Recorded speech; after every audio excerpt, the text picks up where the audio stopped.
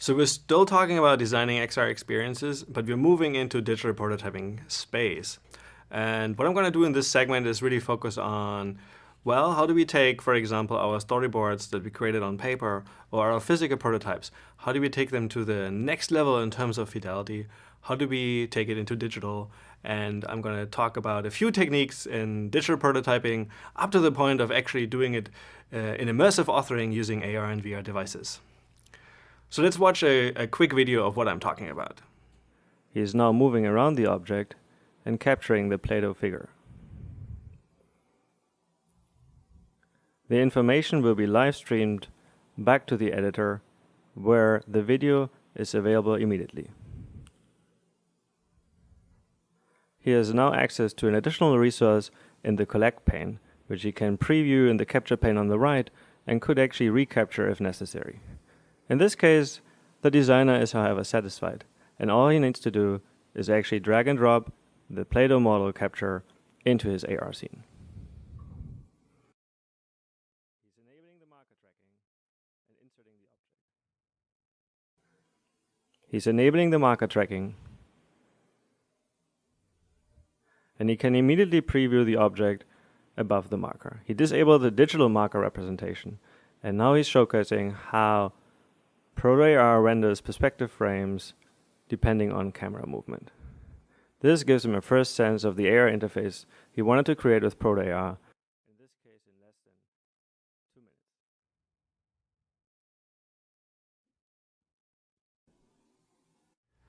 Now, this is just one way of prototyping things, and it's something that I've come up in research, and it's not exactly the kinds of tools that you have available as a product.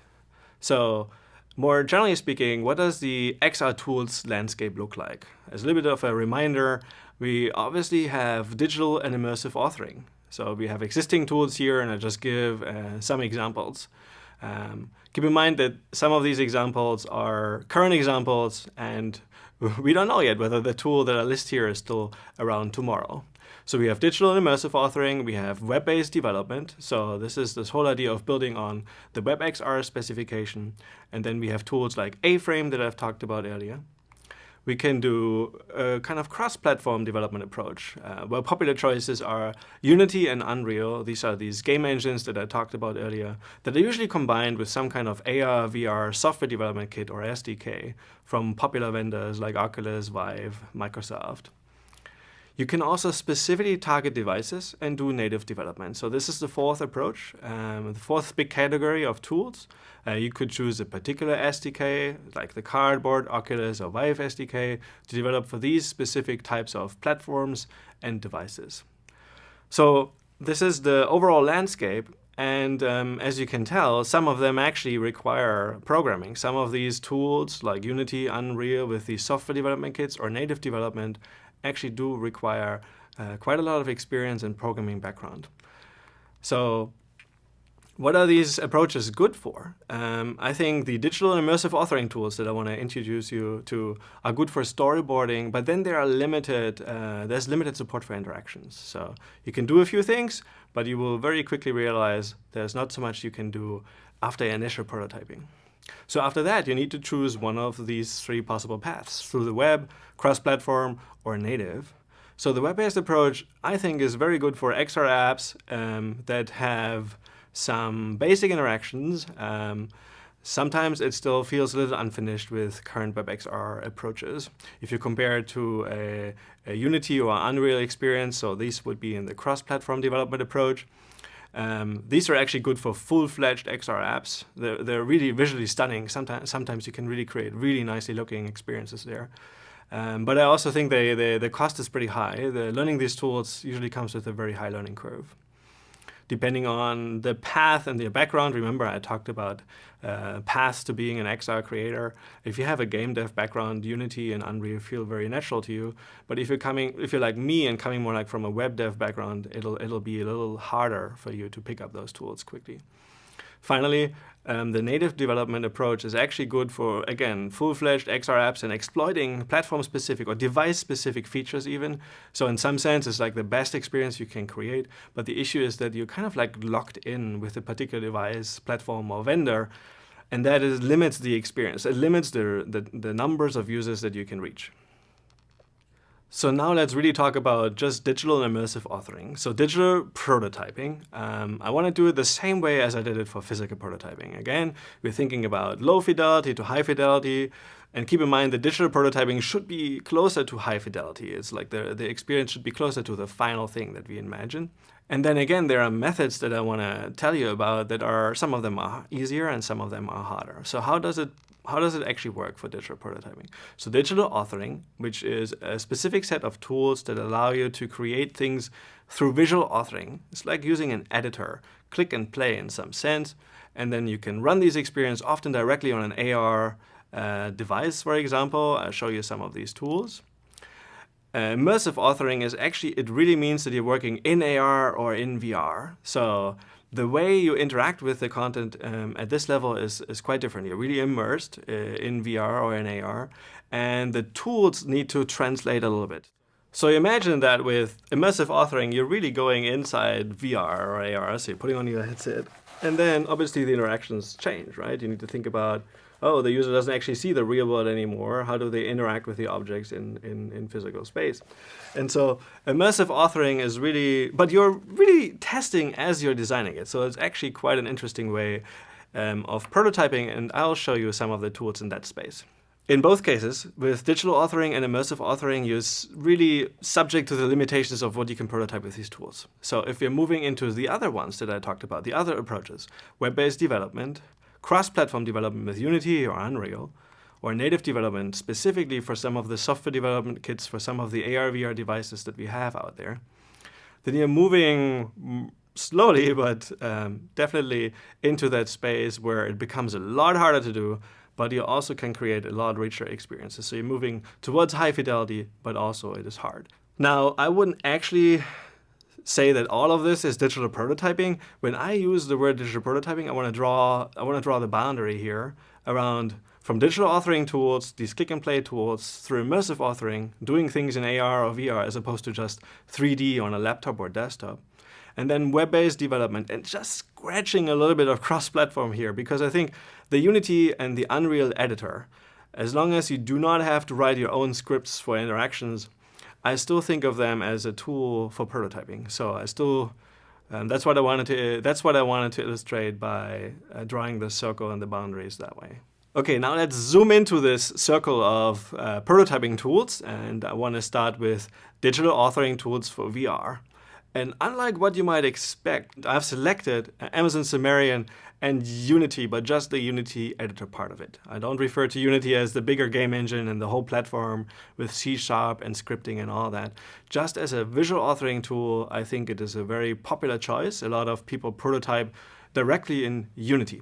So what does it mean? What can you do with these digital authoring tools? Well, most of them support visual authoring, so using a mouse and a keyboard and navigating with, first-person shooter kinds of experiences with WASD and those kinds of things. I'll give you an intro to that later. But they support visual authoring of 3D scene graphs, so essentially hierarchies of 3D objects. And then they also do support VR previews. So often it's just a matter of quickly connecting your VR device or going through some deployment method to actually quickly deploy to this Quest here, and then previewing that thing that you just created and being happy if you did it right. But the workflow is really like using the desktop, putting on a VR or AR device, and testing it that way. I'm alluding to other tools here. Immersive authoring would give you the advantage that you do everything in AR, VR. But just staying with digital authoring tools, so you can do basic interactions. Without programming, you have usually access to basic interactions like the user looking at things or the user clicking things with a VR controller or touching things on their phone. Those things are usually available in these tools. You can also do some more advanced interactions, but this is hard. Sometimes you may add specific toolkits to it. Like, for example, Unity has the XR Interactions toolkit, or Microsoft is working on the Mixed Reality toolkit. There is also a Virtual Reality toolkit, VRTK. So if you add these kinds of libraries to it, you may get away without having to write a lot of your code. But to do advanced interactions, there's usually no way around writing code. So the next group of tools is digital authoring tools for AR. So how does AR differ? Well, there's a different set of tools out here, and they differ in that they actually support visual authoring of either marker-based or markerless AR apps. We'll learn more about what that means, but in the marker-based scenario, all you would do is actually use one of the markers that they usually have and hold it up in front of the camera, and then use this for tracking. So the way I would interact with it is using my phone against the marker and then prototyping this way. So you can do this with the default markers that are provided, like the astronaut I just showed you, or you can also create custom markers in later stages of the prototyping experience. I would often just use default markers to begin with because they track really well, the SDKs work well with them. And then custom markers is something when you want to advance into the prototyping stage and maybe building something more like a minimum viable product that gives it a specific theme.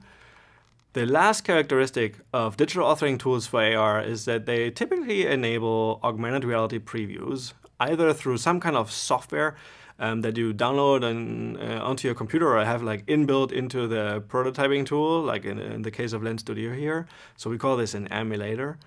Or some kind of sending it to device. Usually requires to connect the AR device, maybe a smartphone via USB, to the computer and quickly deploy to it for testing. So as I was talking about these digital authoring tools, I was also pointing out some of their limitations and what makes it cumbersome when it comes to actually working with AR/VR. You often have to deploy it to device to actually get a preview because existing emulators or existing previews are often not good enough. So this is where immersive authoring tools really have an advantage and play an important role. Again, I would distinguish between immersive authoring tools for VR and AR. Here I show you two for VR. So the two examples I wanted to give here is Google Blocks and Oculus Quill. So they are both immersive authoring tools for VR. Imagine that I've done these prototypes, these digital prototypes that you see here. I've done them while I was in a VR headset. And in one case, I was working with primitive shapes, and I was working on a chair in Google Blocks. You may not be able to see it, but that was the idea. I tried to create a 3D model because I needed that for my furniture placement application, and I wanted to do it immersively in VR, even though the final experience may be in AR. These immersive authoring tools for VR are a good way of prototyping 3D objects that finally end up in an AR or a VR experience. It really doesn't matter. But you're using VR to prototype. And at the bottom, you see Oculus Quill, which is more like a 3D sketching tool for VR. It's similar to Tilt Brush, which you have seen in other segments of this specialization. And what is interesting about Quill is that they actually move the entire authoring environment, kind of like it reminds you of Flash or Macromedia Director, if you've ever worked with these tools, where you can do keyframe-based animations. And you can actually do the same in VR, and that's something I still have to learn a little bit more. It's actually quite tedious to use the tools in VR. But in principle, these immersive authoring tools for VR enable visual authoring, but in 3D, right? You do it in VR. So that's quite different from digital authoring in itself. How is it different? Well, they make it possible to edit while at the same time you're previewing it in VR. So the whole time you are in VR, and that is quite a different experience.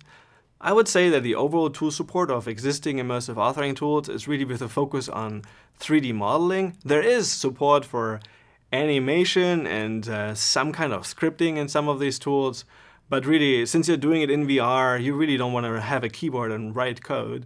And stepwise animation, even if it's keyframe-based and intelligent in some sense, is still relatively tedious.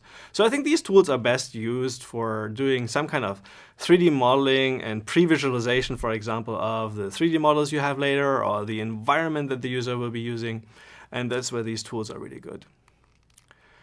They typically actually support export to common 3D model formats, so this is actually quite useful. In fact, Google Blocks here that you can see, actually you can share directly to Google Poly, and in that case, you can find lots of 3D models online that other people have created with these immersive authoring tools. You can see them as inspiration or like to push yourselves a little bit. There are really people who are really skilled with it. Sketchfab is an online platform where people actually share the 3D models for free, some of which may have been created with some of these immersive authoring tools. Often, however, they actually use professional 3D modeling software. And Google Sketch or 3D Warehouse is the other kind of platform that is often used for sharing these kinds of models. Okay, let's look at immersive authoring tools for AR. So there is a set of tools emerging, for example, Apple's Reality Composer that you can run directly on your iPad, or Adobe Aero. So what you do with many of them is you use your tablet as your viewfinder, a tablet that has AR capabilities.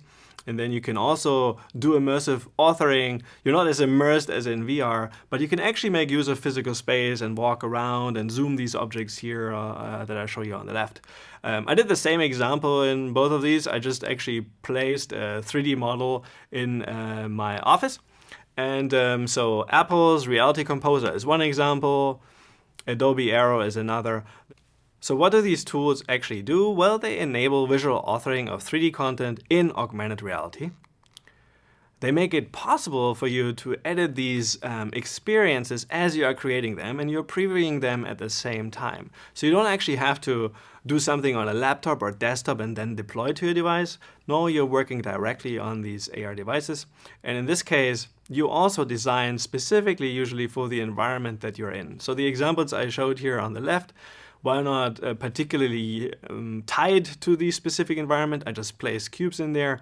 Often when you do immersive authoring with these kinds of tools, you really want to do it in the environment that you're designing for when you're using these tools for AR. The existing tools provide relatively basic support for interactive behaviors. Any kind of advanced, fancy gestures or any kind of, oh, let's just use this speech command or whatnot, those kinds of things would still require programming. There's often not support for that.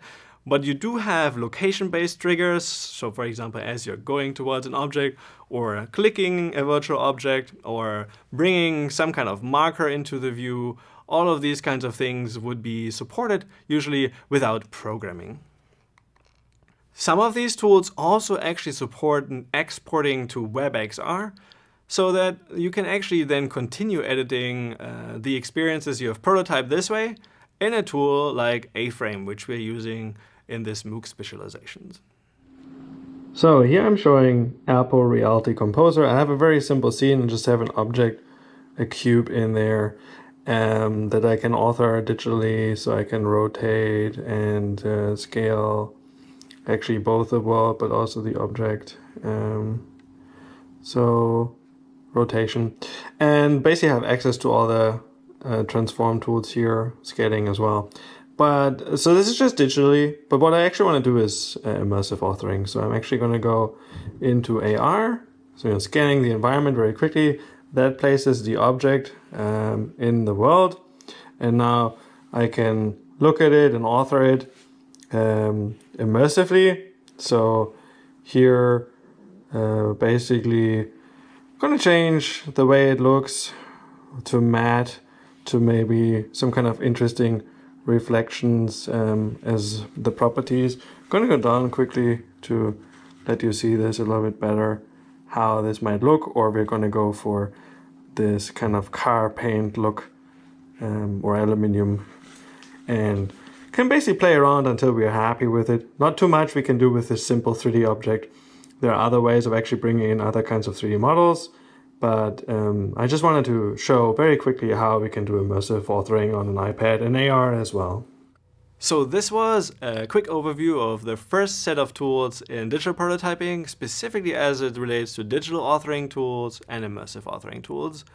And in another video, I'll look into more detail into A-Frame and Unity as some of the other tools you may be using for digital prototyping as well.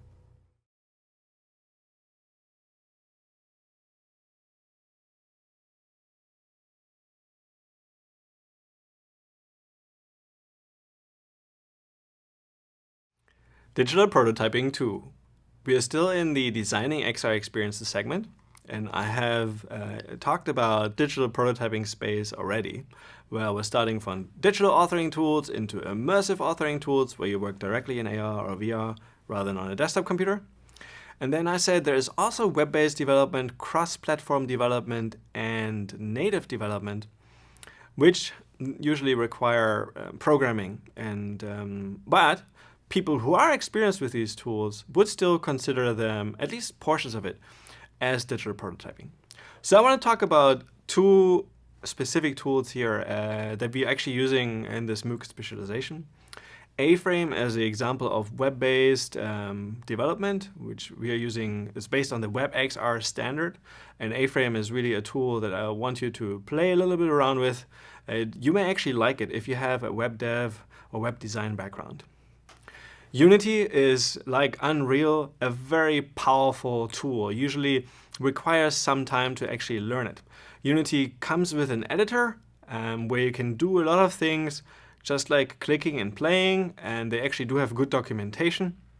You can do quite a few things in Unity without actually having to program.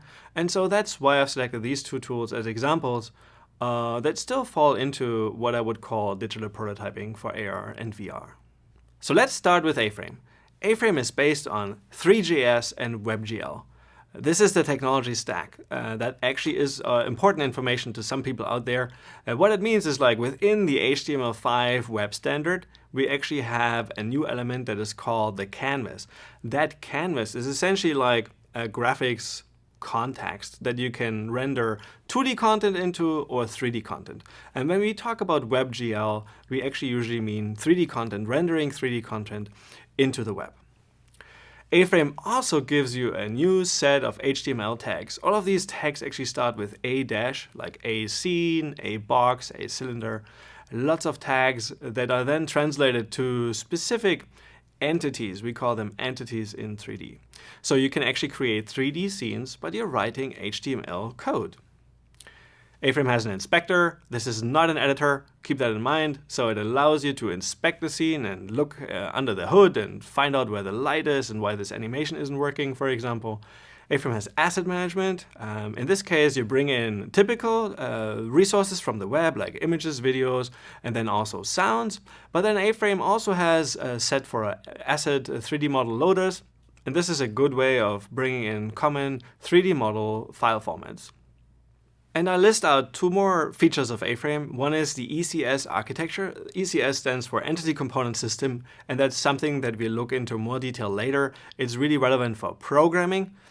Just keep in mind for now that you will find lots of components out there, the ECS, the Entity Component Systems, lots of open source components out there that you can plug into your A-Frame code. They give you access to VR controllers, they give you access to certain kinds of 3D models and certain behaviors. So it's a very plug and play kind of architecture. And that's what I'd like you to think of A-Frame at the moment. And it actually supports cross-platform, both AR and VR, so cross-platform XR. Here I have an example of a 360 photo that my former postdoc Max actually took in the lab, and I can just like zoom into different areas of this photo. So it looks a little more normal. There we have, for example, the clock, and there we actually have some sketches. We were working on Proto-AR, XD-AR, and 360 MR at the time, and 360 MR then was called 360 Anywhere, and these all became papers. So if you look at this photo, it is actually a 360 photo of the lab. So you can see some of these distortions. It's basically an equirectangular map, an equirectangular format. And this photo was taken with a 360 camera, a Theta V from Ricoh. And it actually has two fisheye lenses, and then it stitches, at the end, it stitches basically the photo together. And I'm going to show you how we can use this photo for prototyping digitally with A-Frame and with Unity. Right, here we have the A-Frame scene. So I'm using the 360 photo from before, and I'm mapping it onto the sky. That allows me to basically look around already. And then I'm also mapping it onto the sphere here as part of my example. So I'm trying to create this virtual reality where there's this interesting, curiously looking sphere here. And so the way I've done it is I've basically uploaded this photo that we took, this 360 photo, and I linked it as an asset. So I'm using CodePen here, and it shows the code on the left, basically the body of our HTML document. And then I'm using A-Frame. So define my A scene, link the asset, define the sphere, and define the sky. In both cases, I'm linking the lab as a texture. So basically my 360 photo becomes a texture of both the sky in the background and then our 3D object here in the foreground. The last thing I did was actually playing around with the material. So really making sure that this looks like interesting by playing a little bit around with the matterness and the roughness. So I can adjust actually some of these here and actually preview it immediately in there. And matterness and roughness is always something that I think as a concept it's clear, but so basically they determine how metalness, how metallic an object is and how rough it is, and that then actually gives you a different kind of reflection here. So the light will be reflected differently. So I understand that as a concept, but it's really hard to really get it right. And so let's say I'm like cool with this, so I'm going to preview this in VR quickly. So I have my Oculus Rift S here. I'm just going to put it on my head, and so I'm working in Firefox, and I can see a preview. So I'm kind of happy with the composition of the scene. Maybe that sphere could be a little bit more at a different location, but that's something we can fix later. And I can also adjust other parameters in the inspector. So I can just go in here into the scene, edit my sphere a little bit, maybe give it a bit more space so the code becomes less relevant right now because I'm using the inspector. And I'm going to go to the material and play a little bit just with the matterness and then also with the roughness. There's a lot of things we can play around with. Maybe I'm like happy with this and I'll leave it like that. And go back to the scene, and I could copy paste these values now into the document here on the left if I'm truly happy, but I can continue iterating, previewing in VR, going through that whole process until I'm like really happy with how things look in VR. And so I have a combination of digital and immersive prototyping here using A-Frame. So Unity has been out there for a while now. It's actually growing out of the game development community. Unity was originally a game engine, and it still is, but it has grown as a platform with significant support for XR, both AR and VR. So as a result, Unity nowadays has integrated support for many XR platforms. For example, Vuforia, which is a marker-based AR library, is now actually part of Unity and ships with Unity. But you can also add lots of other SDKs into Unity, and there is increasing support inside Unity, built into Unity, so that you have to install less on top of Unity. One of the things that I particularly like about Unity is its powerful 3D scene editor. There's actually a lot of things you can do in this editor. You get immediate previews, and I'll show you just the basics in a few seconds. But imagine that you can actually create real experiences and edit them in 3D on a laptop or on a desktop. So you often get a sense of what it may look like in AR or VR, although most often you still need to deploy to these devices to actually figure it out, or use like an emulator. So Unity also provides increasing support for kinds of emulators and has asset management and actually an asset store, which is different from other tools I've talked about so far, where you have to like, one is the tool and the other is like you try to find 3D models on the web. With Unity, you actually do a lot through their assets store. And you can actually download libraries and add packages to Unity or find 3D models. And like I said with A-Frame, Unity basically supports all kinds of AR/VR devices out there. Many vendors, if not all the vendors, provide a Unity SDK that you can download so you can develop against their platform and hardware using Unity. All right, and here we have the same scene in Unity. Basically working with a few objects. I have started out with the 360 photo, imported it, and created a sphere, and then mapped that material, mapped that photo onto the sphere, and that generates this material.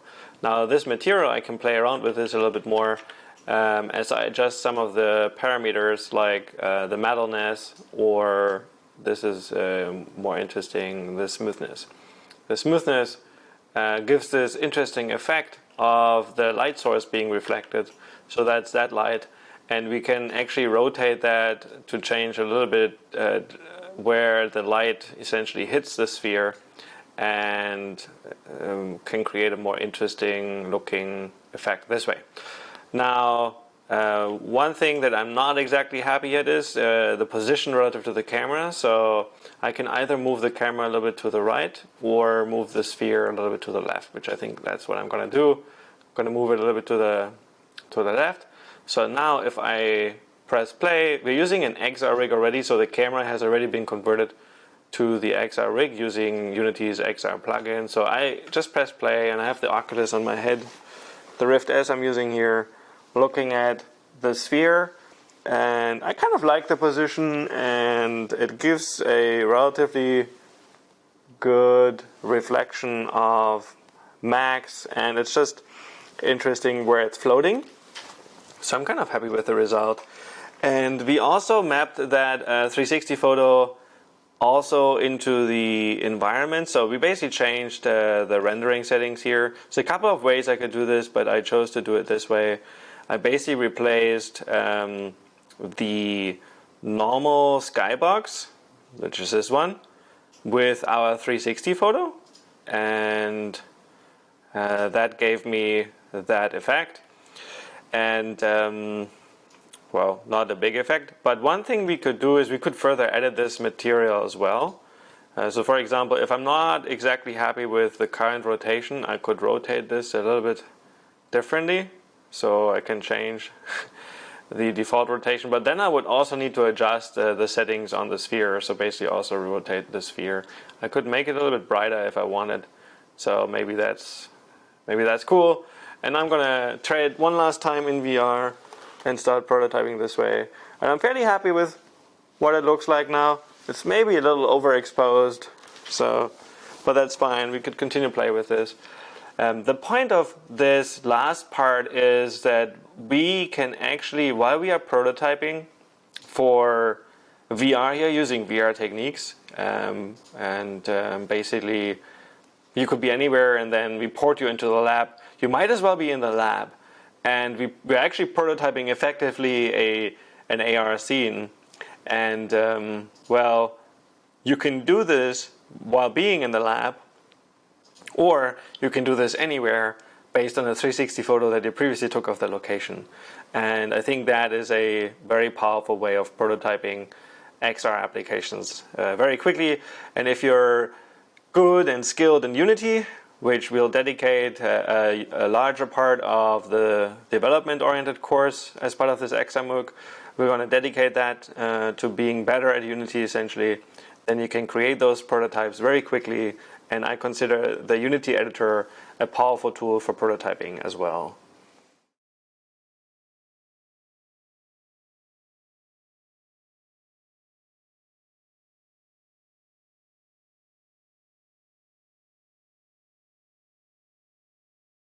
When I say evaluation, I really think in terms of three big things, and depending on who you are, it may just be one of them. So I'll give you a little bit of an overview of what evaluation can actually mean. Usability test, user study, or play test. And so how do these differ? Well, they differ in terms of metrics that you're looking at. So for usability testing, you think in terms of usability metrics, so efficiency, effectiveness, satisfaction. For user studies, you may actually have this idea of showing an effect. So maybe determining whether the participants, so your subjects in a user study, whether they feel or get this feeling of presence, and whether they feel immersed. So there are presence and immersion questionnaires, for example, that might be the instruments that you would be using in those types of studies. Or you might have a hypothesis somehow embodied in your prototype, and now you are testing whether you can find support, some kind of evidence support for your hypothesis. Or you might just be interested in doing some kind of benchmarking. Maybe you've come up with a cool new interaction technique in the XR space, and so now you're doing some kind of performance or user performance benchmarking. As a game designer and developer, you approach this probably a little bit differently. One of the things you really care about is gameplay. Do the participants, well, actually, do your players have fun? In fact, you don't talk about users, you probably just talk about players. But they're all the same. So if I use the term user, participant, subject, or player, it's all the same. The people that are trying out our XR experience. You pay a lot of attention to fun, You want to find out the weaknesses in gameplay, whether something gets boring after some time. Yeah, the questions that you ask are a little bit different as opposed to the other two, which are really detailed. In this video, I'm going to talk more about usability testing and user studies. Finally, and this may also be depending on whether you're approaching this more from a marketing perspective, user retention, yeah? Whether the users would be willing to continue using your experience, your product, your title, or whatever you call it, your application, whether they would come back, whether they would continue to use it. And that is usually a function of whether they can see some kind of value in it and whether it's engaging and fun. So this value might be productive or might be entertaining. So these are the things that we are trying to figure out. How well are we doing along all these different kinds of metrics and criteria? So speaking of criteria, I think at the highest level we can distinguish 4 different sets of criteria and then associated questions. One big one is usability, as I said. So how well can our users use that interface? Really, really important question. And then we're talking about efficiency, effectiveness, and satisfaction usually. And there are other usability metrics that I'll talk about later as well. Usefulness. This is a very different question. Whether or not something is usable is very different from whether it's actually useful. Do our users find it helpful? Now, there could be this most helpful, most useful tool, but it's just really difficult to use. So usability is poor, but it's really high on the usefulness. And then if you get the usefulness right, you will probably still have users. But if you don't have anything useful, but it's super well designed in terms of usability, it mostly becomes something that us as designers would look at and study. It's not necessarily something that speaks to the users. Utility. Whether the users see real value. Does it actually solve their problem? That is really, really an important question. And that question you cannot figure out and answer with usability testing. There has to be more to it.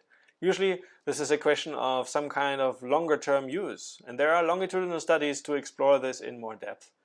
But utility and usefulness are really higher goals, higher ambitions that are harder to evaluate. And then finally, user acceptance. Yeah? Will the users actually continue to use the product? Will they come back? Will they see value? Do they use it on a daily basis? How frequent? Does usage become a trend? Is usage just some kind of novelty effect? And that novelty effect is something that especially researchers need to be very concerned about. Your users seeing XR for the first time might be like, yeah, I'm totally going to use this again. This is great. I mean, I didn't know that you could do this. But now that they know this, and let's say they buy the product and then they have it, will they actually really continue to use it? And that is a function of whether that product now provides utility, is useful, and is usable. So ultimately, user acceptance is really the combination of all those evaluation criteria and questions. Now I'm going to talk about 4 selected evaluation methods, and these are more closely aligned towards user studies and usability testing. And usability testing is actually one of them. But we'll start with system walkthroughs. These you can do based on storyboards, so really in the early stages of design, or digital prototypes. So when you have something implemented in a digital kind of platform or tool. Paper prototype testing. So this is really that can happen in the phase between storyboarding and digital prototypes. Still very early. And I'll show you some cool things you can do this way. And you need to improvise a little bit. You need a facilitator and you need a person functioning as a computer, as we say here. There's this idea of the Wizard of Oz, this idea of human simulating system functionality that is not implemented yet. And we can simulate that to some extent with paper prototypes, but this may also play a role later when it comes to digital prototypes. There is this idea of a heuristic evaluation, and this is something based on the design guidelines that we talked about, and then you becoming more and more knowledgeable in the field of XR design. Heuristic evaluation is something that is usually done by experts considering established design principles and guidelines, and then also their own experience actually from designing lots of XR things and also testing. And then usability testing is the one big field and method. Well, it is both a method and it's a whole field because a lot of people have studied how to improve usability testing. Basically, the way I'd like to think about it here is like you have something digital or maybe even immersive. So that means you can actually go into AR, VR, you have that kind of prototype ready, and now you're going to do some kind of usability testing. It's a little bit different from paper prototype testing.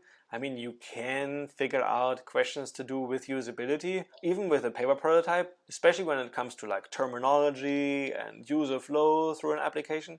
But whether or not something is truly usable in XR, so in AR or VR, that is something you can only figure out when you actually have a digital or immersive prototype.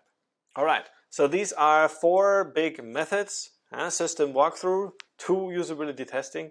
So depending on how much we have, and the one thing that you noticed in my selection of the methods is that they really depend a little bit on the stage of design. Some of the things that make a lot of sense early on, and then you would choose different methods if you have more design artifacts. So if you have a complete system to test. And I'm going to show you one example here. A system walkthrough is something you can do almost at any time. You can do it based on the storyboard, or you can do it based on the thing that you have implemented. And you do this system walkthrough to help users think through the system. And well, not maybe users, but other experts. I get a critique and kind of opinion that way, without them actually doing a user test, a usability test. Okay, it's a walkthrough, and often this is done as a cognitive walkthrough. So you're thinking in terms of the tasks that users might want to do, and then how would they be able to use your system. So let me show you an example based on my own work. So here I'll walk you through some of the key features of Proto AR. So you can create screen mockups on paper, then you can do some annotations and prepare it for capture. Then you would just use your phones, capture those screens. Well, the paper actually becomes screens. And then also capture 3D objects, well, using some kind of, we call the 360 capture technique. And now what we've just done is digitizing a Play-Doh object and previewing it in AR. Pretty cool, actually. So this was a 30-second video summary of one of my research projects published in 2018 in the ACM Chi conference. The project was called Proto AR, and I've mentioned it before, and you may have read the paper already, so that's pretty cool.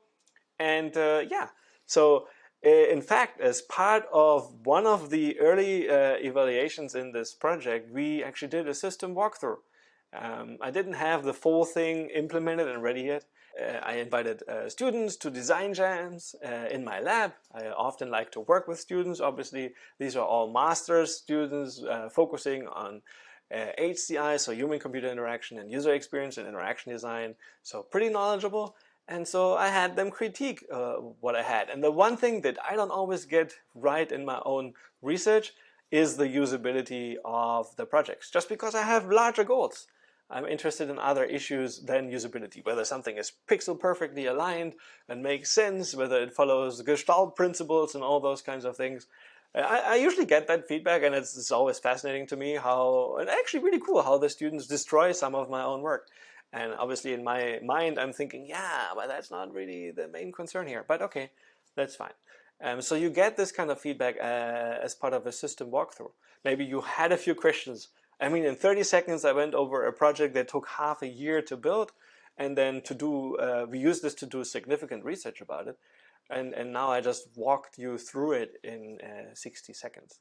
Well, that was the key idea. And a system walkthrough can be very quick, but it can also be like task-based, and you show the system step by step by step, and then you have your critiques. Let's just watch it again and look at what I actually did. So I selected a few key scenes from the project. Here I show some of the key interactions. Actually, one interaction allows you to capture paper and then bring it into the system. The second interaction allows you to capture a physical object, and we don't do photogrammetry or all kinds of 3D reconstruction that you imagine. No, we're doing a much simpler technique here. And then the third technique is we can actually preview that captured object in AR. And that's really key. So I structured the system walkthrough around 3 key interactions. These are really the important things, and also actually formed the contributions of the paper. And Play-Doh played a really important part. This idea of quickly, physically prototyping mobile AR experiences and then showing how to actually transition from the physical, so both from paper, which become 2D screens, and then paper sketches, which become 2D screens, and then Play-Doh, which become actually 3D models, and then Play-Doh props modeled physically, which then actually become 3D models. Those kinds of transitions, to make those really quickly, digitization really quickly, I think that was the key, and that was also a little novel, I would say, if not at least creative. So that was a system walkthrough, and the system walkthrough helps you get initial feedback. Again, in the early stages of design, you can also use it later. But let's look at another method that we can do before we have the final real thing. And I really like paper prototypes. So let's look at paper prototype testing. I'm going to play a second video here, and let's look at it together. So we talked about paper prototyping before, and here I show basically how this technique works. We're using a specific type of 360 template here. There's a 360 grid and some kind of marker embedded in the paper that is then scanned by the phone. And then we're streaming from that phone to a VR user. We're capturing that content live to a VR user or to an AR user. And we're removing the paper background. And so this is basically the 360 proto project described in my Kaipe. So this is from the 360 proto project that my student, Katie Medier, and I were working on. And it also considers the role of a computer. So a person that actually helps assemble content here on our little surface. And keep in mind, anything and everything we place on this grid appears in 360 around the VR user or around the AR user. And so that's pretty cool. And so we can actually prototype quite a few things this way, paper prototype testing. Now the first thing that I'm going to show you that doesn't actually involve a lot of live streaming and interactivity is I'm going to layer an interface that actually Katie created for me. I really wanted the Star Trek, and I'm going to show you the Star Trek. So this is the 360 Star Trek, and you may have seen this in other portions of the MOOC, because it's really a cool prototype to me. Here I'm going to show it actually in our academic innovation studios at the University of Michigan. And what really nicely worked here is how it mapped onto the physical world, and how I was just basically leaving the Star Trek bridge, now looking into outer space. And now I'm going back into the bridge, onto the bridge, and looking at the captain's chair, actually looking at outer space again. This is the screen, on screen. And then here we look at the captain's chair. Well, kind of a walkthrough. In this case, I could actually experience it myself. So this was also kind of a walkthrough, but like quite literally, I was walking through that paper prototype. So I just made it interactive. It was just sketches on a 360 paper template. So in the physical prototyping aspects of this course, we talk about more how to do this kind of stuff. But you know, I just wanted to bring it back as an example of how powerful 360 prototyping could be. And these prototypes can be tested. Now, as I'm walking around with that thing in my hand, with a tablet, I could think aloud, like, what are the things that I notice? Did I expect this? Oh, this behaves in an interesting way. And I get a pre-visualization. Maybe you don't want to have that 360 thing, the final thing. Maybe this is a pre-visualization of what you are going to implement later, and you get early feedback even before you have made that commitment to now implement that in Unity or in Unreal, which could be the next iteration. And now I'm going to show you another example. So this is the Amazon Shopping AR view that we prototyped, and we're just putting paper furniture in front of the user, basically showing it on the camera. And then here is our VR racquetball example. Katie actually implemented this using WebXR, and now we prototype this. We implemented this first to set a baseline, but now we prototype this together with a toothpick and Play-Doh as a tennis ball, and we had a virtual racket. So the way we prototyped this, Katie, my student, was actually in the Daydream, so this is a VR headset, and she was controlling the tennis racket on using this 3DOF controller. So not too much you could do with a Daydream, smartphone inside. Okay, and I was the tennis ball, and the way we did it was we used the 360 paper template, and I had a toothpick, well, And well, I don't have the exact Play-Doh here. So in this case, we're going to have a little bit of an orange tennis ball. But basically, I'm just recreating that prototype very quickly here. This is all we did. Where's my toothpick? Okay, we got it. Ta-da! And now we have our tennis ball. And then I had to follow the specific paper template that was printed. And I was moving up and down, or I don't remember exactly. Yeah, I was moving up and down, I think. Yeah, and I was moving up and down to let the ball bounce. And then I was watching, I had a live preview, and then I was watching whether Katie actually hit it or not. And then I could like bounce it somewhere here, bounce it off or somewhere there. And that allowed Katie, as the VR user, to get a sense for, oh, yeah, okay, this could be interesting. And obviously, what I could do as, because I'm simulating the ball and therefore the physics, we could do whatever. We could also play with a really, really big tennis ball. Some of the coolest games created by my students in my courses. Usually, there's always 1 or 2 tennis or table tennis games every semester, which is pretty cool. I like those that allow me to cheat because I'm not that good at tennis. So give me a really big, a really big tennis ball. And then we can play around with physics and actually have some fun as well. And you can play around with physics by simulating that, as I said, Wizard of Oz style, even way before you implement it. That's why I think these paper prototypes are so powerful. So let me quickly go over the roles. I just explained it. Basically, there's a facilitator that guides the process, introduces the tasks, and helps the user if they get stuck. Usually the interfaces are not that complex on paper, but if the user gets stuck, the facilitator prompts them to ask a question. It's really important that you don't just like go in there and like tell them what to do because you're losing your temper, you don't have enough patience. No, you can see whether the user is struggling, and as you see this, you actually think about, well, you prompt them. Is there a question you have? Could you formulate it as a question? And then you jump in as the facilitator. You give a short answer to the user, but you still keep it short so that the user's attention is still on the task, okay? And then if the user keeps asking, well, then something is wrong with the interface and the experience. And so as the facilitator, you can actually gradually provide more detail. And then, well, as the facilitator and also you have an observer, together you can determine the piece of information that really gets the user unstuck. And that is key, because that will potentially help you refine your interface in the future. And then there's obviously this computer, in quotes, and this computer simulates system dialogues of both system input and output. So I was talking about the tennis ball example. I was the tennis ball, and that was my computer example here. And then there is the observer, the person that actually documents the study, very important. What did the user do and how did the facilitator actually help? That's really important. So in here again is a visual overview of our paper prototype testing method. And again, I'll invite you to read the 360 protopaper if you thought this was cool and fun. Definitely quite a lot of fun for us.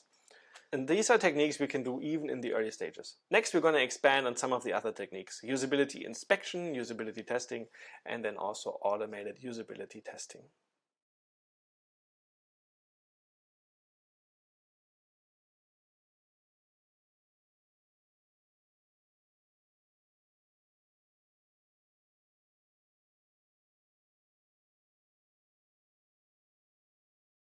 In this video, I'm going to talk about different types of usability evaluation.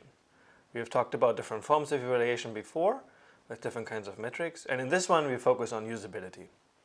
So we're going to talk about usability inspection, involving experts, usability testing, involving users, and automated usability testing, which we're going to keep relatively short because this is a new area and we don't have so much to talk about yet when it comes to using systems for automated, not automatic, but automated usability testing.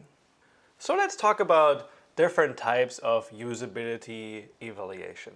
So there are 3 main categories of usability evaluation. I would say usability inspection with expert designers, usability testing with target users, and automated usability testing with computer algorithms. That's what I say here.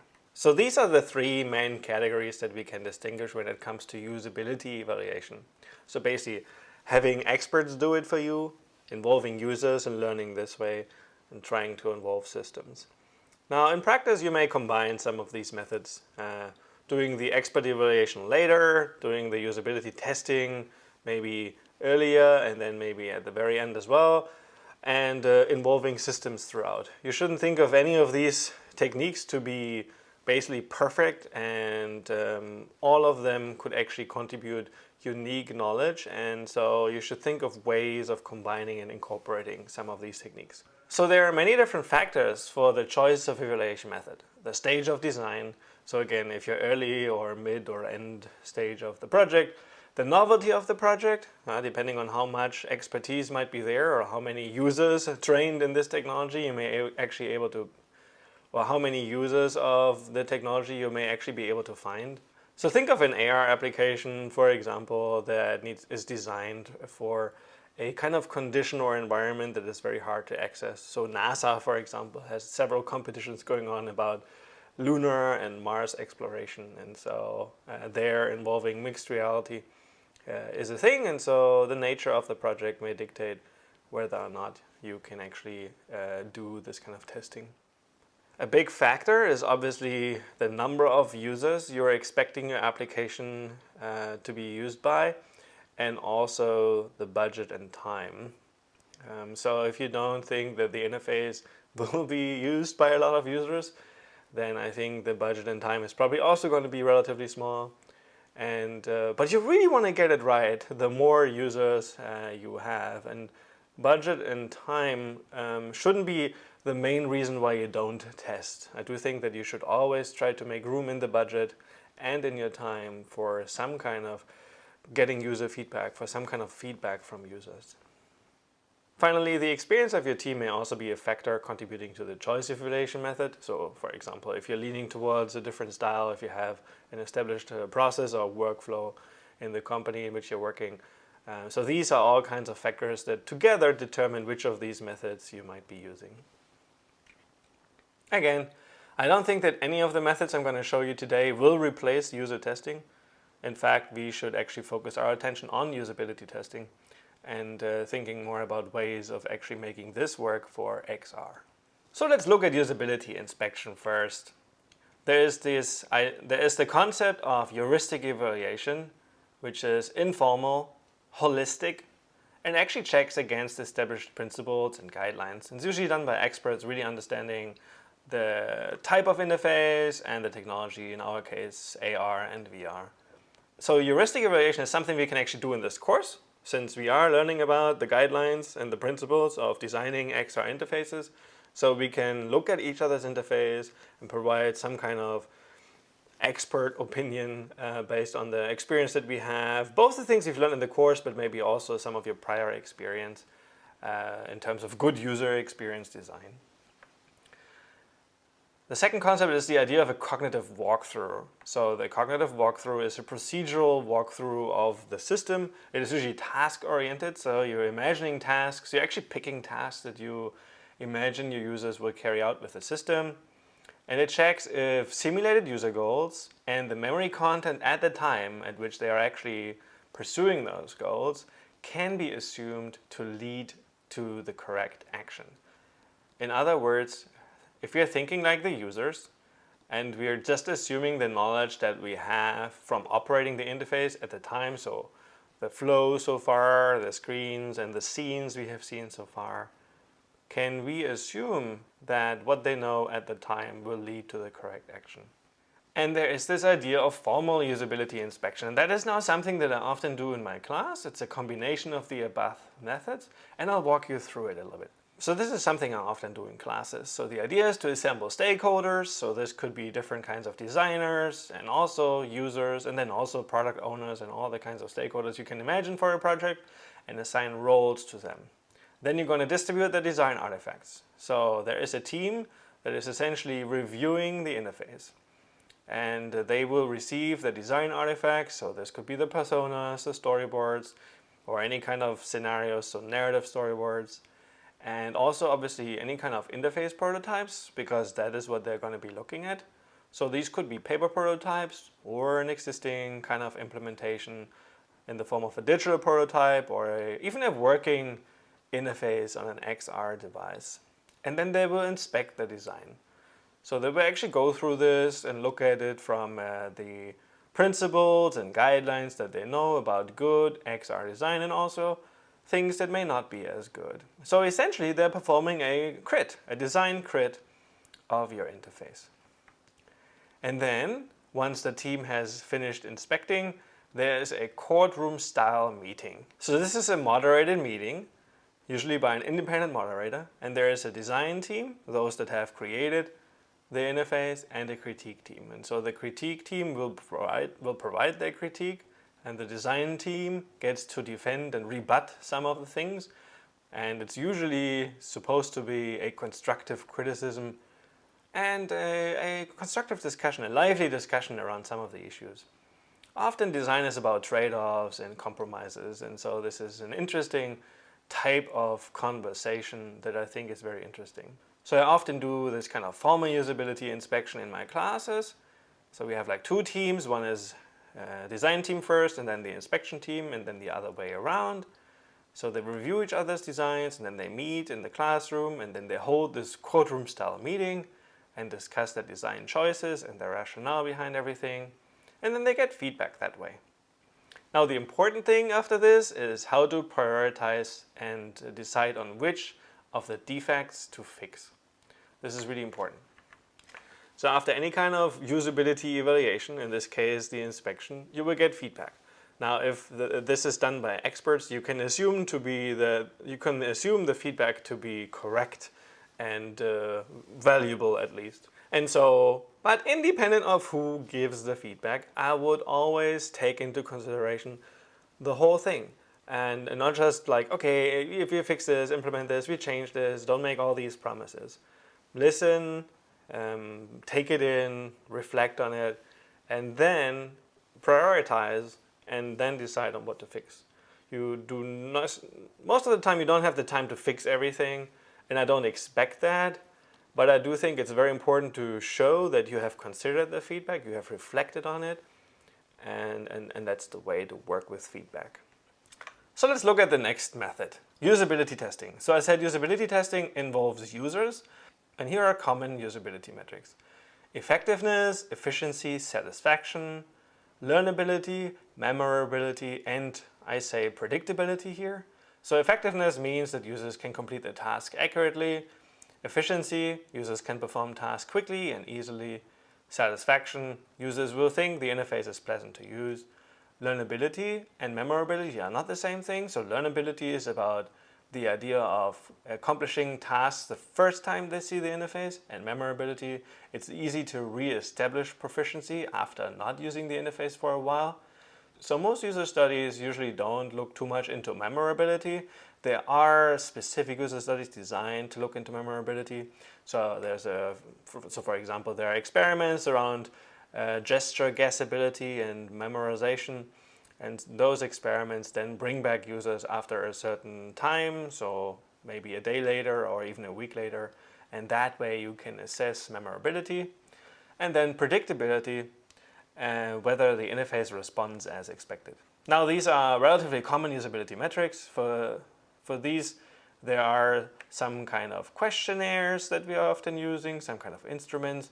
Efficiency you can measure in terms of time, so we call this time on task. User satisfaction and effectiveness would be through subjective feedback, so self-reported, for example, Likert scale items, from strongly agree to strongly disagree with a certain statement. I thought this interface was pleasant to use, for example. So these are relatively common usability metrics, and then I thought, okay, what are the things that we should care about when it comes to XR? And so I add a few here, and you could come up with additional ones, but these are the ones that I came up with thinking about this. What is specific to XR? So I think when it comes to XR, we really have to think about the realism. So whether an interface, especially in VR, invokes feelings of presence. Now, I said presence and immersion, there are specific instruments, kind of like type of questionnaires for that, and that doesn't directly relate to usability. But there is this interesting trade-off between making an interface realistic and making it usable. Not everything in the real world is simple and easy to use, and so I just think it is an interesting consideration to add here. Safety, very important. You should really have as little as possible risk of physical or mental harm.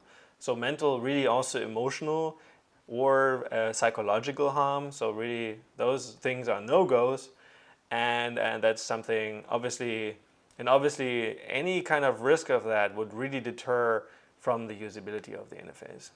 Flexibility, now that's a little bit of a vague metric here, but I was thinking, in XR, we want to support different kinds of input modalities, so not just gesture, but also speech, or sometimes even multimodal gesture and speech. So I think with XR interfaces, it's very important to support alternate modes of input. So provide that flexibility. And it actually, and having that additional support, so these alternate modes of input can also increase the complexity of an interface, and that may again detract from the usability. Finally, comfort is something that we should somehow think about measuring, because especially with headsets, so both VR but also AR, extended use might actually be something that is hard to achieve. And again, if something is not comfortable, that may also have to do with usability. So for example, if you're requiring certain gestures to be performed or relatively long or complicated speech commands, then you will also see that the comfort levels are relatively low. So these are additional dimensions and they're relatively unique to XR, at least the way I interpret these terms here.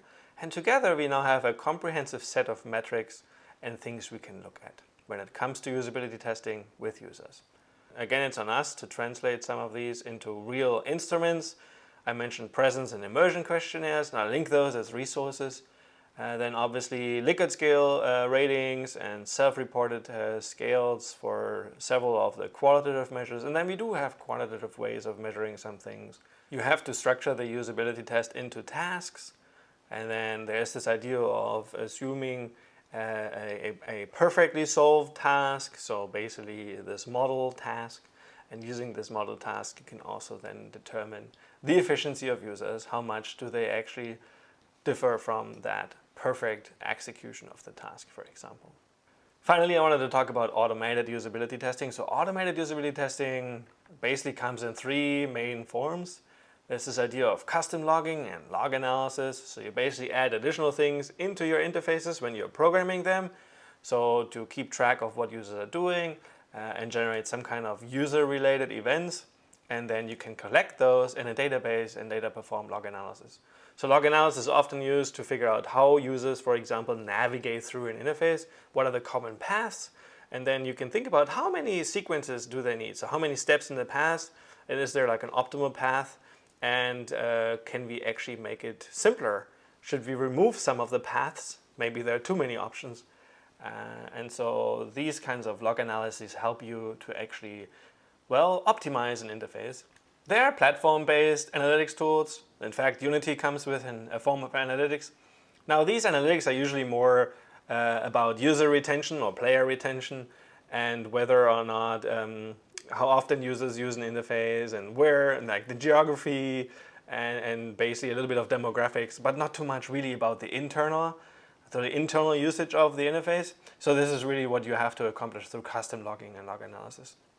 And then there is a new set of tools out there, dedicated XR analytics tools is what I say here. We have also worked on one in our own research on the mixed reality analytics toolkit. I'll talk about this a little bit later. But there are tools out there like Cognitive 3D and others. I provide them as resources to you. I don't have too much experience working with them. They are common in the sense that they're actually quite good in terms of collecting data and visualizing data. They produce nicely looking heat maps. The really hard part is the making sense of it. So that is just something that we still have to figure out. What are the best ways to actually assess the user experience in XR? Are there new kinds of metrics? Is there something we can do automatically? I think especially on the accessibility side, there are things we can look at more or less in an automated way. Just like if you think about web design, we have really good sets of tools from the W3C on web accessibility. We have relatively poor support on web usability. I mean, we do have tools that allow us to perform online user tests and things like that.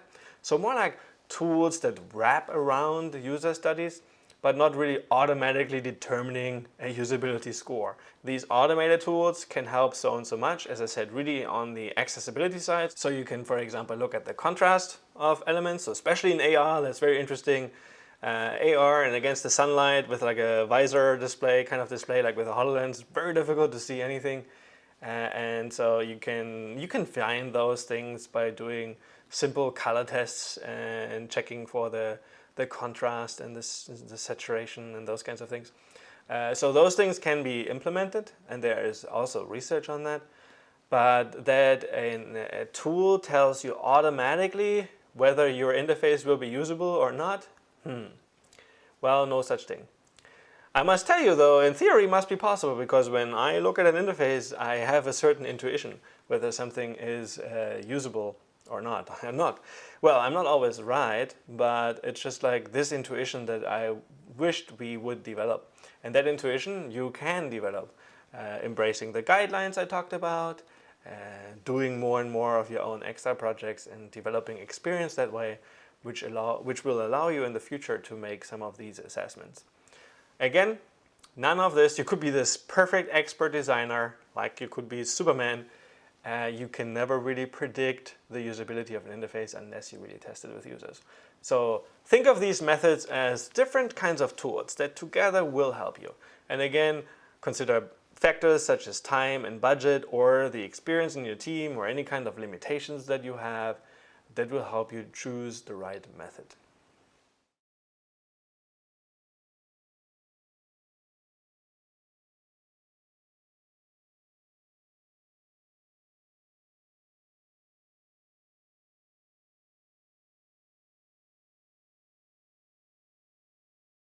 So this is the last part of the lecture on evaluating XR experiences. And in this one, I want to keep it fairly hands-on. We're going to design a user study or a usability test together. We're going to talk a little bit about the differences between researchers' and practitioners' views on things. At least, like, it's not that black and white, but just like as a way for you to think about it, why it makes sense to distinguish the two. And then I'm going to talk a little bit about tasks and also metrics. And finally, I'm going to mention again our mixed reality analytics toolkit to you as basically a paper where we've worked on these kinds of ideas around how to evaluate XR interfaces, and I invite you to read on that work as well. So in fact, here's an illustration from our paper. We had this vision of basically creating tool support for usability evaluations, and also larger kinds of user study, and also other kinds of user studies with different kinds of goals. And so what you see here in this illustration is basically the idea of a test participant wearing a headset, but also the evaluator. So basically you also wearing a headset. So that way you can see what the person is doing in mixed reality, and so you get like this shared view on what they're doing. This is not the exact same view in this case. We chose a more interesting one here. These are actually screenshots of what the participant and the evaluator saw at the time on HoloLens. So we're using HoloLens for these kinds of screenshots. This is actually a working system. And we also had an interface behind the scenes. So the Mixed Reality Analytics Toolkit, basically our MRAD system collects different kinds of metrics and collects data. There's also an idea here around marker-based AR and using markers to structure a task. Or for example, as the user sees this marker, there could be a task description coming up.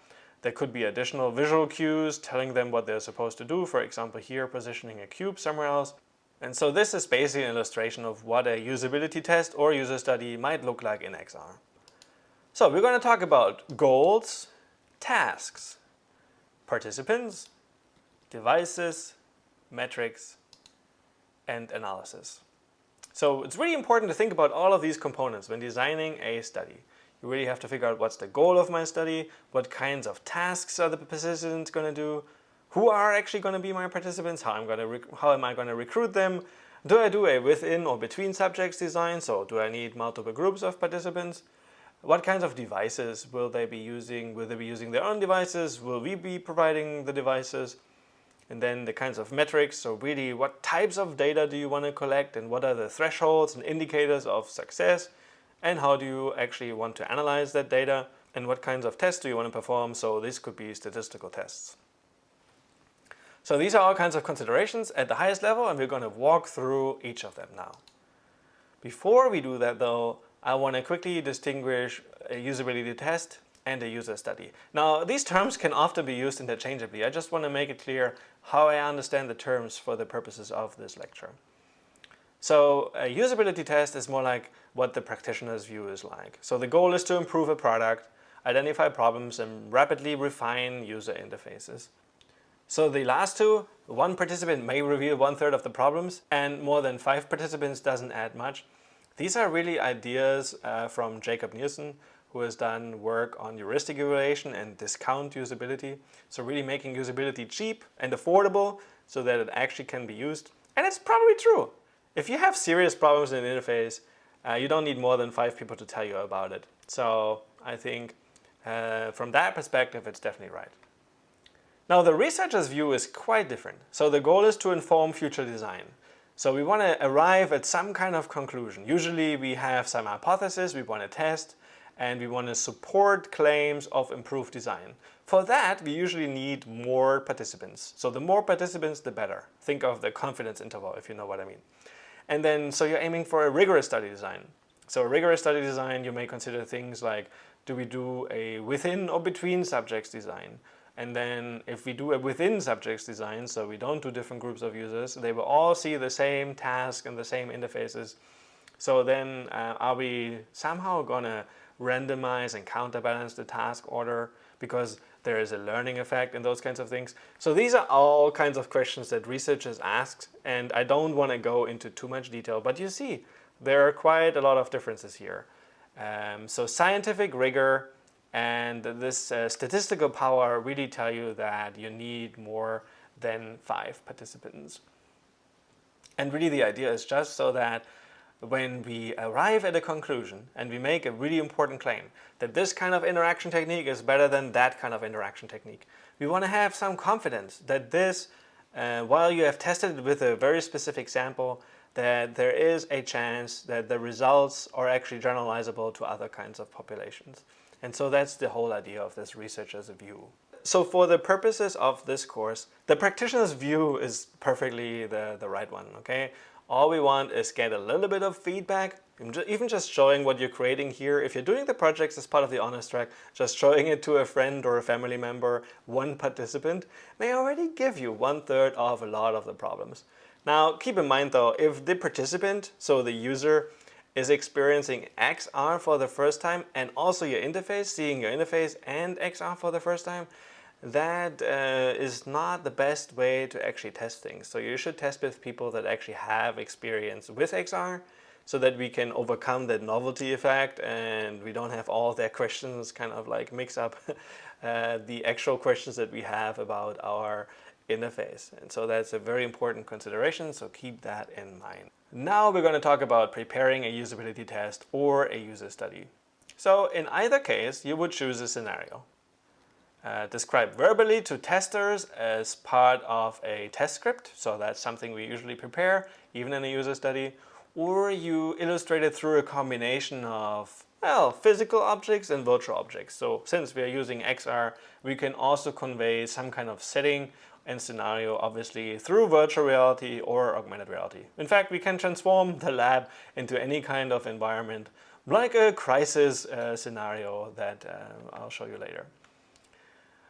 You need to decide on a set of tasks, so it's very important to structure the usability test or the user study in terms of tasks. So these should be well defined and well specified, and we'll talk about that a little bit more. You need to consider stopping criteria, correct paths, and then possible issues as well. If you anticipate the possible issues and you can fix them as much as possible through either the interface design or the design of a user study, then that is really important.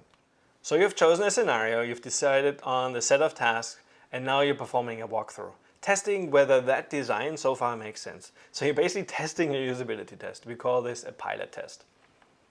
After you've run those pilot tests, you should revise your study plan, but still only use minimal instructions. The one thing that I often see happen in class when we do these kinds of things, designing usability tests and user studies together, is that the idea of improving the study design is by providing additional instructions. Or and so this blows up the usability test. No, you should think of simplifying the test. Maybe you're doing too much. But if the solution is to provide more instruction, then that's not a good solution. So don't do that. Finally, you should run the usability test. Now this is the most exciting part. So you need to prepare all the materials. You need to prepare, for example, the forms for taking observational notes and also user feedback. So this is usually still done with printed materials. At least that's the way I do it. Printed materials and paper usually provide a good way for users to collect feedback. You can do this through some kind of like online forums if you want, that's fine. But I think when you're using XR devices, it's actually nice to get out of the headset, for example, the VR AR headset, and sit down and think about that experience and reflect on it and provide some feedback on paper. So let's talk about tasks. Tasks are obviously the main units of our usability tests or user studies. So on the left side, I'll show you different kinds of criteria that I think make up a good task. So a good task is based on a goal that matters to you and the users. Okay? So you should really test something that is important to you based on questions important to the success of the product or research. Right? They should be relevant tasks. Don't think of the simple tasks that we could do. The purpose is not to do a user study. The purpose is to learn more about the usability or whatever larger research question you have around your interface, your XR experience. Tasks should be not too broad and also not too narrow. So this is really a balance you have to strike. So they shouldn't be too short and they shouldn't be too long. So that's something to consider. They should be finite and there should be a predictable set of possible solutions. So basically every task should be solvable. I mean, you could have a more open-ended task and then see to what kind of frustration it may lead with users, but this is not a very, well, popular user study design, I would say. But I have seen those kinds of things. For every task, there should be a clear endpoint that the user can recognize and reach. So that's really important. They should be able to get a sense of, and a feeling, they should be able to get a feel for when the task is done. It's the worst thing that can happen is when the user has actually done the task and they don't know that, or they keep asking you, am I done yet? Because that suggests that there is something wrong with the user study design. A good task is looking for actionable feedback and not just opinion. So that's very important. So they should actually do a task. They should carry it out with the interface. This is the idea. It shouldn't be hypothetical. So it's not like a scenario-based analysis where you say, imagine you could do this. What would you think? No, they should actually be expressing not just their opinion, they should actually talk about the experience of going through the task. That's very important. We talked about good tasks, and now we're going to talk about the bad tasks. Well, the first bad task is, well, there is no real task. That is actually a common issue that I often observe with students when we are preparing our kinds of user studies and usability tests. There is actually not really a task.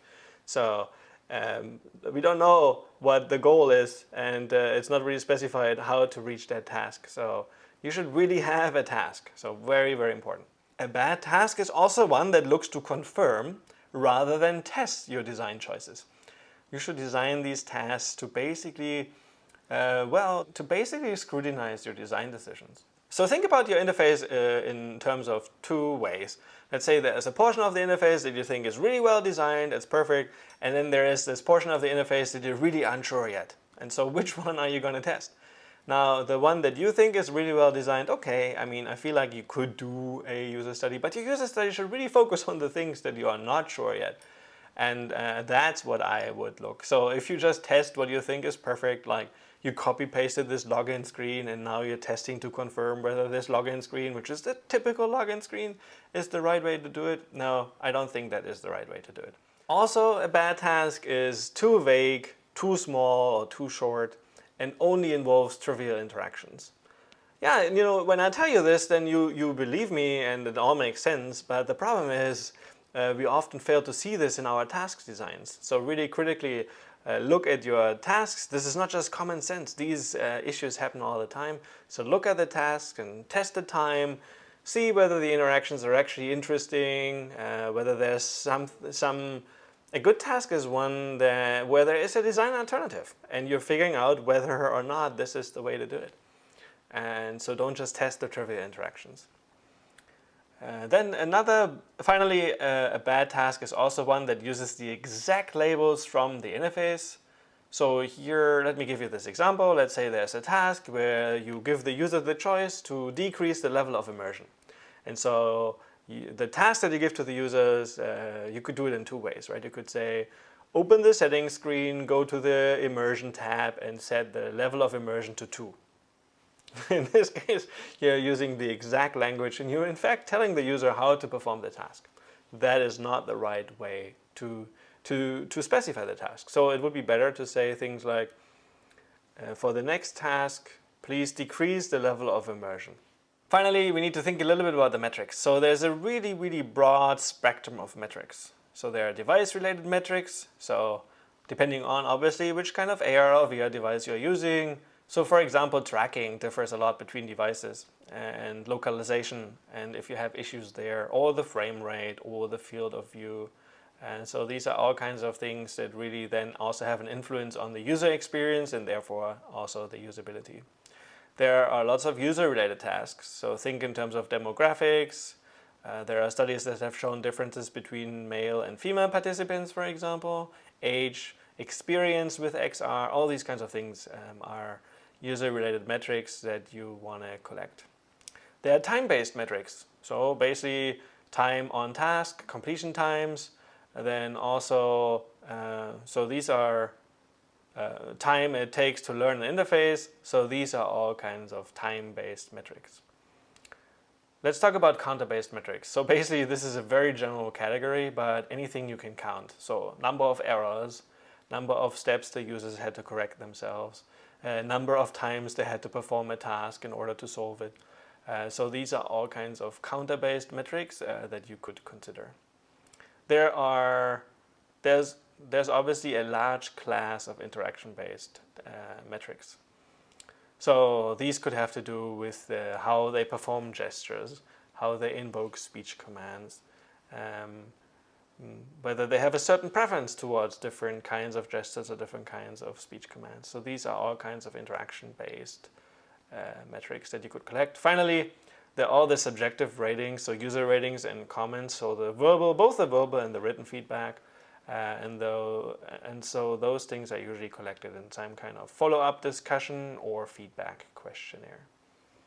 So this is a really broad but relatively complete overview of all kinds of metrics you may be collecting. And this is taken from a previous work of mine from the crowd study paper from 2013. And I do think that while we were talking about touch-based interfaces at the time, I gave you examples that translate well to the XR space. And so that's how you should think about the metrics here. Finally, there is this big task of analysis. And so in the XR space, we really have many unknowns still. So what kind of data should we collect? Here, for example, in our AMRAD system that I mentioned earlier, we're basically plotting lots of events on a timeline. We distinguish here different types of events and different users performing those actions and interactions. Here's a list of all the kinds of events we are supporting. This is from one of our projects where we were looking at a crisis simulation. And so participants got injured and they had a certain time to make it out of a room, as well as it was an escape room simulation. So this time-based visualization. And we also have a floor plan. So basically a top-down view, basically translating X, Y, Z coordinates to X and Z coordinates to get a sense of where they are in the room and how they positioned relative to different virtual objects. That's something you can see here. And so we can actually query against the location or filter events by time and type. And we have a little bit of, and this gives us some flexibility and actually an ability to start to make sense of some of the data that we are collecting. Again, there's lots of data we can collect. We can also add additional sensors to users to, for example, anything around skin conductance to, for example, measure stress or, well, indicators of stress. And so that's things we could do, and that's often done in research. In general, you want to try to keep instrumentation of both the user and the environment at a minimum. Instrumentation, I mean like the kinds of things you need to place there, the cameras and sensors, or the kinds of things you need to attach to users or somehow mount on the headsets. While we can be very crazy and creative, in general, you really want to keep it at a minimum. You don't want the subjects to feel a lot of stress and pressure. Quite literally, the devices are often quite heavy already, so there's not so much you can do additionally on top. So keep that in mind. I think you should really consider for any kind of data, again, you are collecting, you should really think about what would you do with this data, and do you really need to collect that data, and is it ethical and responsible to collect that data. I haven't talked so much about the ethics-based considerations when it comes to usability tests. Well, let's say more the user studies, presence of immersion, or especially when you use some form of deception. For example, when you do a study on locomotion in VR and you're using redirected walking, there's a certain risk involved, and so you may need to debrief users, you may even need to register that study. So any kind of ethical considerations that go in hand with the user study design, for that I would refer you to the ethics-based lecture that I did. We didn't cover that so much here. I just wanted to add those two things before we wrap up, so let's wrap up. So finally, keep in mind, the choice of evaluation method depends on many factors. I talked about this. So one of the factors being you. Are you a practitioner, a researcher, or a developer, let's say game developer? And I started out with these different perspectives on evaluation. The stage of design. So you should aim to test early, but increase the scale, so the scale and the frequency of your tests towards the end. You really want to get it right. But again, start early, not just do it at the end. That might be too late and might involve significant costs to actually then fix some of the interface design choices. Budget, yeah. So budget is really this thing, right? It obviously costs time and money to do testing, but it might be much more expensive to fix things later that you could have detected much earlier. Again, I talked about the goal of the evaluation, and it should really be to identify issues and opportunities for improvement. The main goal is to solicit feedback from users, and so you should treat it like a design critique. And you're really looking for the what ifs, like the cool suggestions for improvement. Finally, also the user feedback that you get needs to be reviewed and analyzed as well. So this goes both ways. Think about doing a test with 5 users and 3 of them tell you this and 2 of them really feel like you should do this, but that's the opposite of what the others said. So now it's a little bit of a dilemma, and you can look into who of these users are more like your friends or supposedly know more, and you should weigh their feedback. I don't know. I think you should consider the feedback as a whole. And then if there is an issue that is repeatedly mentioned, that is definitely an issue and something you should prioritize in fixing. And if there is something that only one person said, then really weigh how important it is to you. So it's very important that you weigh the feedback in some sense, that you're not too defensive. You really want to demonstrate that you really embrace the feedback, you look at the feedback, you analyze the feedback, you incorporate it as much as possible, but only as much as you see fit. Keep in mind that you are still the designer, and in the end, it's your thing.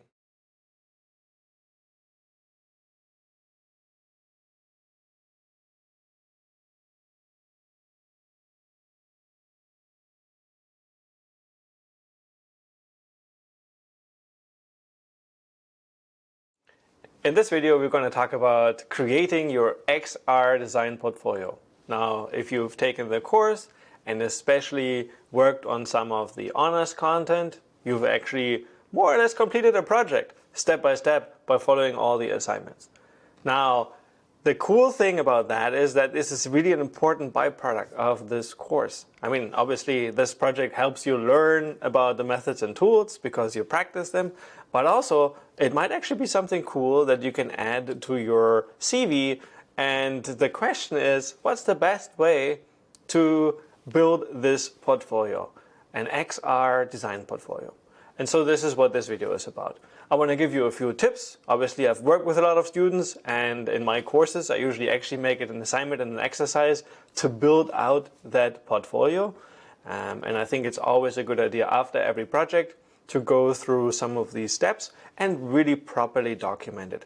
Now, the one thing I want to say before we get started, it is very important that even throughout the project, you do a really, really good job documenting everything and taking pictures and kind of like writing already some of these materials that I'll tell you about.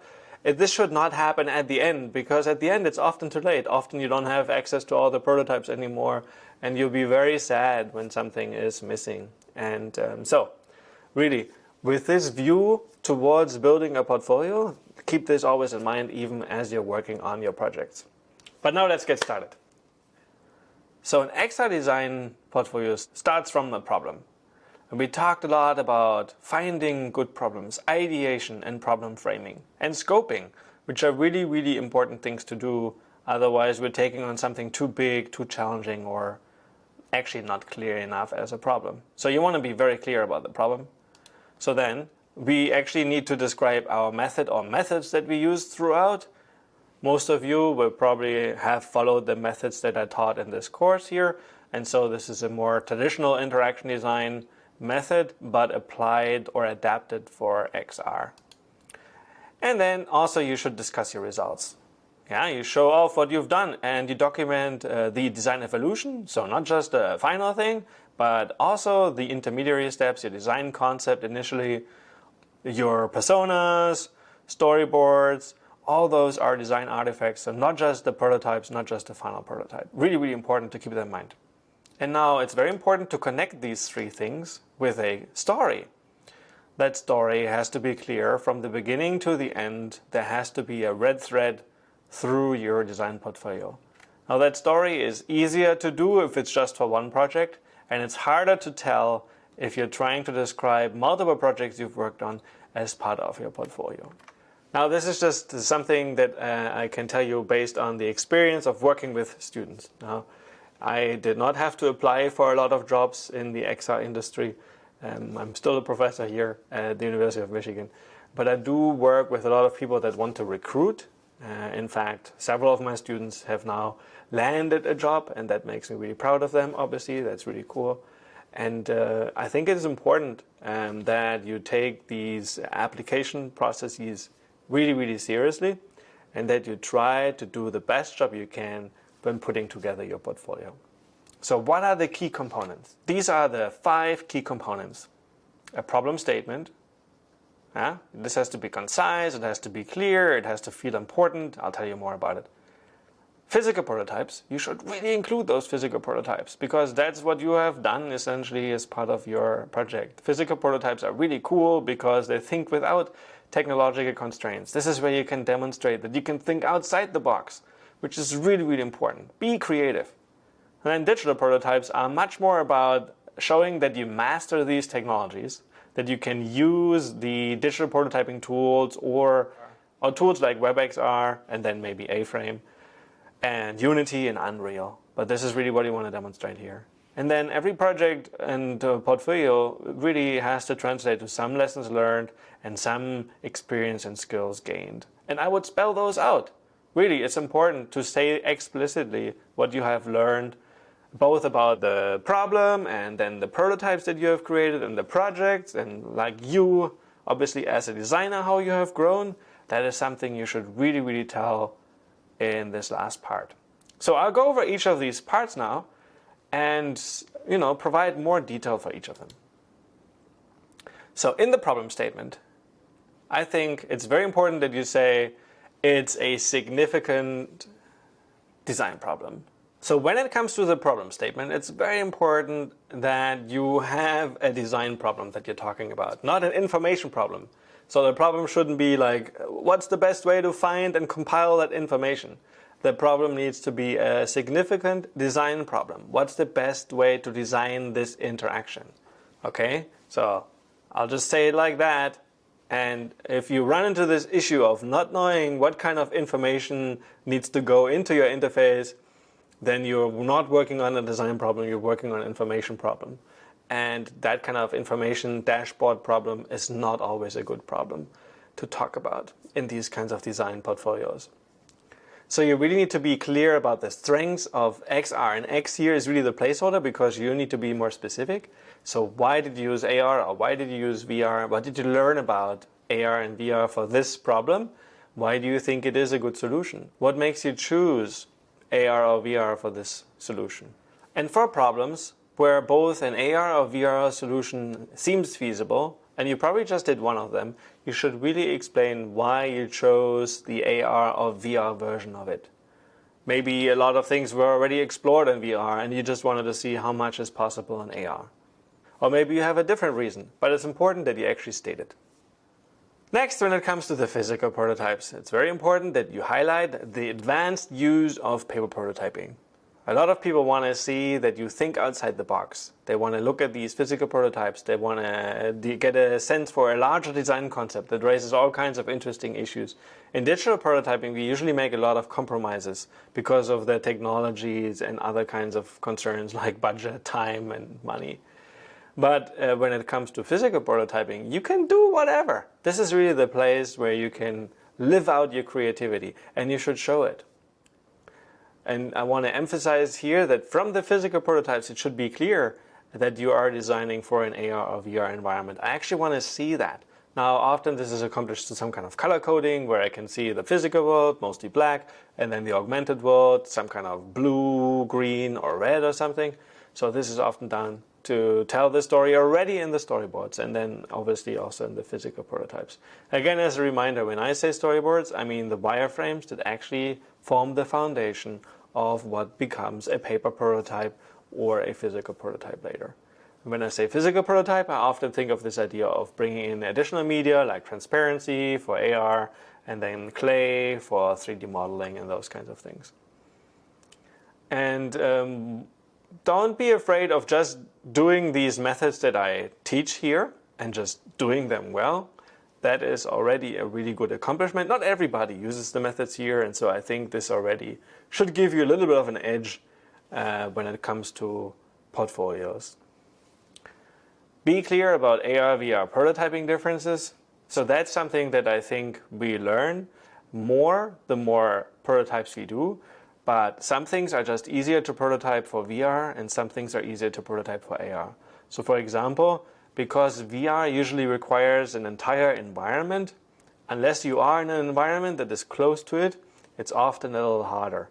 And the same is actually true with AR, but sometimes we can simulate it better. And AR, maybe the actual 360 or the skybox around the user doesn't matter as much. It's more like how the interactions relate to the physical world.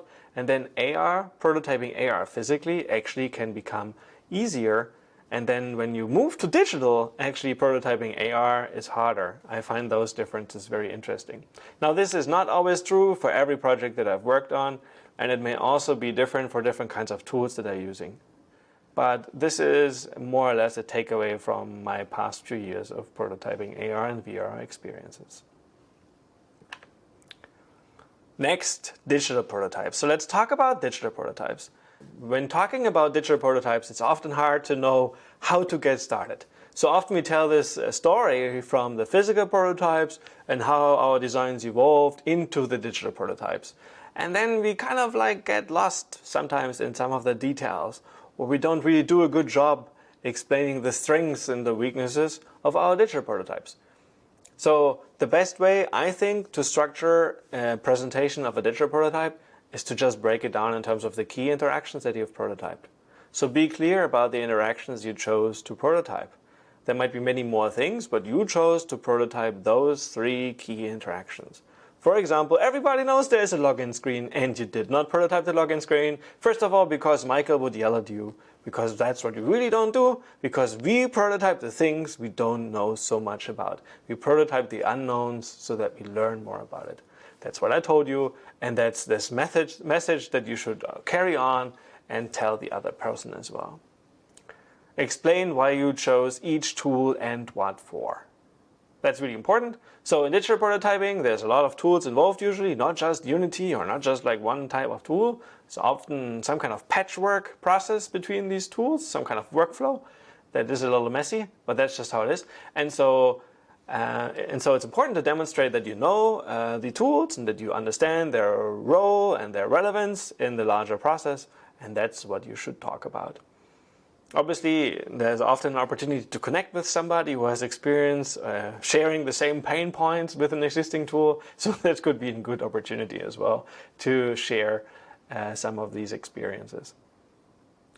It's also very, very important to talk about limitations of the tools and how you dealt with them. So every tool has a ceiling, we talked about that.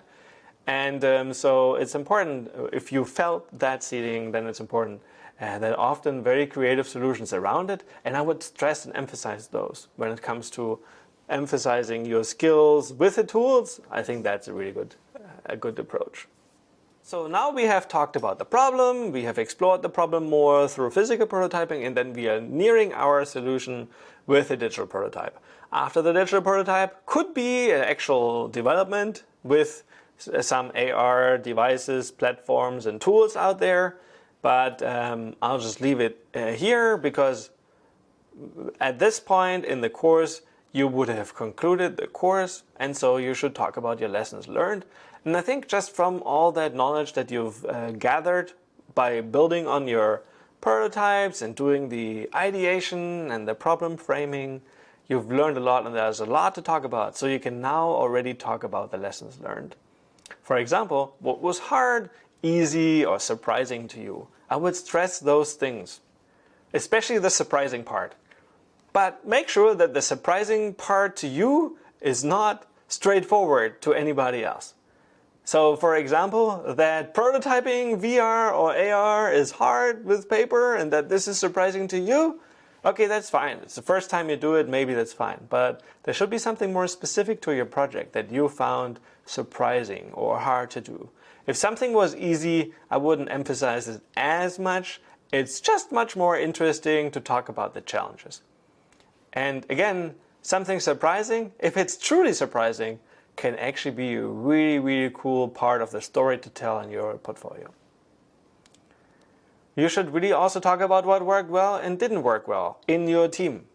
Assuming that you have worked in a team, I think talking about those experiences working collaboratively on projects are very interesting. A lot of students come to my office hours to talk about issues and challenges they face with the team, and I usually encourage them and tell them, you know what, this is good that this happened, because now you have something to talk about in an interview.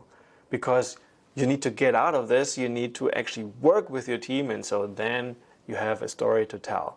And that's what you should focus on. So all these challenges that you face throughout the project are the really, really important things to talk about. So keep that in mind. Finally, this is something that an interviewer or a professor usually asks at the end of a master thesis or bachelor thesis or some kind of research project. So if you could do it all over again, what would you do differently? And that's an interesting question. Because often you know better later, and so in retrospect or in hindsight, maybe you could have done things differently. And so it's very interesting to consider that and at least have this prepped. Even if you don't make it part of your portfolio, it might still be a question that comes up in an interview, so think about it. Finally, we're talking about the experience and skills. So the experience here, I mean your experience, how you have gained more experience from doing this project. And you should emphasize, again, any kind of advanced usage of techniques. I encourage you to even talk about just the physical prototyping techniques that we've learned in the course here, because I do think they are actually still innovative. They are not standard, they are not straightforward, and they're still improving and evolving. So yes, describe what you've learned from practicing these methods and applying these techniques. Also, what I often find very interesting is when a student that has previously done projects in interaction design or graphic design, and they have very sophisticated skills in really popular tools out there like Photoshop, Sketch, or InVision, and Figma, and XD, and all these prototyping tools out there, if they still exist by the time of this recording, well, These are popular prototyping tools, and they are not actually designed for AR or VR, at least not at this stage. So if you can demonstrate how you have used those tools to support your innovative prototyping, I think that is really cool. So for example, when it comes to 360 templates and 360 paper prototyping, there is the grid, the VR grid, and there are articles that tell you how to use Photoshop. And so I think that's a really good way to demonstrate how you transition and how you transform some of these tools, how you adapt your own knowledge and your own methods to XR. So this ability to transform your own way of working, I think that is super powerful if you can demonstrate that. And finally, when it comes to AR, VR specific tools, so I mean both like interaction design tools like Pro2IO that are starting to incorporate some support for AR, VR, and then more AR focused tools like Facebook's Spark AR Studio or Snapchat's Lens Studio. And then obviously really like broader platforms like WebXR, Unity, and even Unreal. So if you've used any of these tools as part of your projects, you should really emphasize what kinds of things you've learned with these tools and how you've grown your skills in these tools. Very important. These are the items that go into the portfolio. And in the next video, I'm going to tell you more about how I would actually tell the story. So these are the main ingredients that go into a portfolio, but not necessarily in this order. Also, when you do multiple projects, you don't actually have to do it in the order in which you have done the projects. No, you should choose the order that best fits the story. And so we're going to talk a little bit about how to present a portfolio, how to present a project in the next video.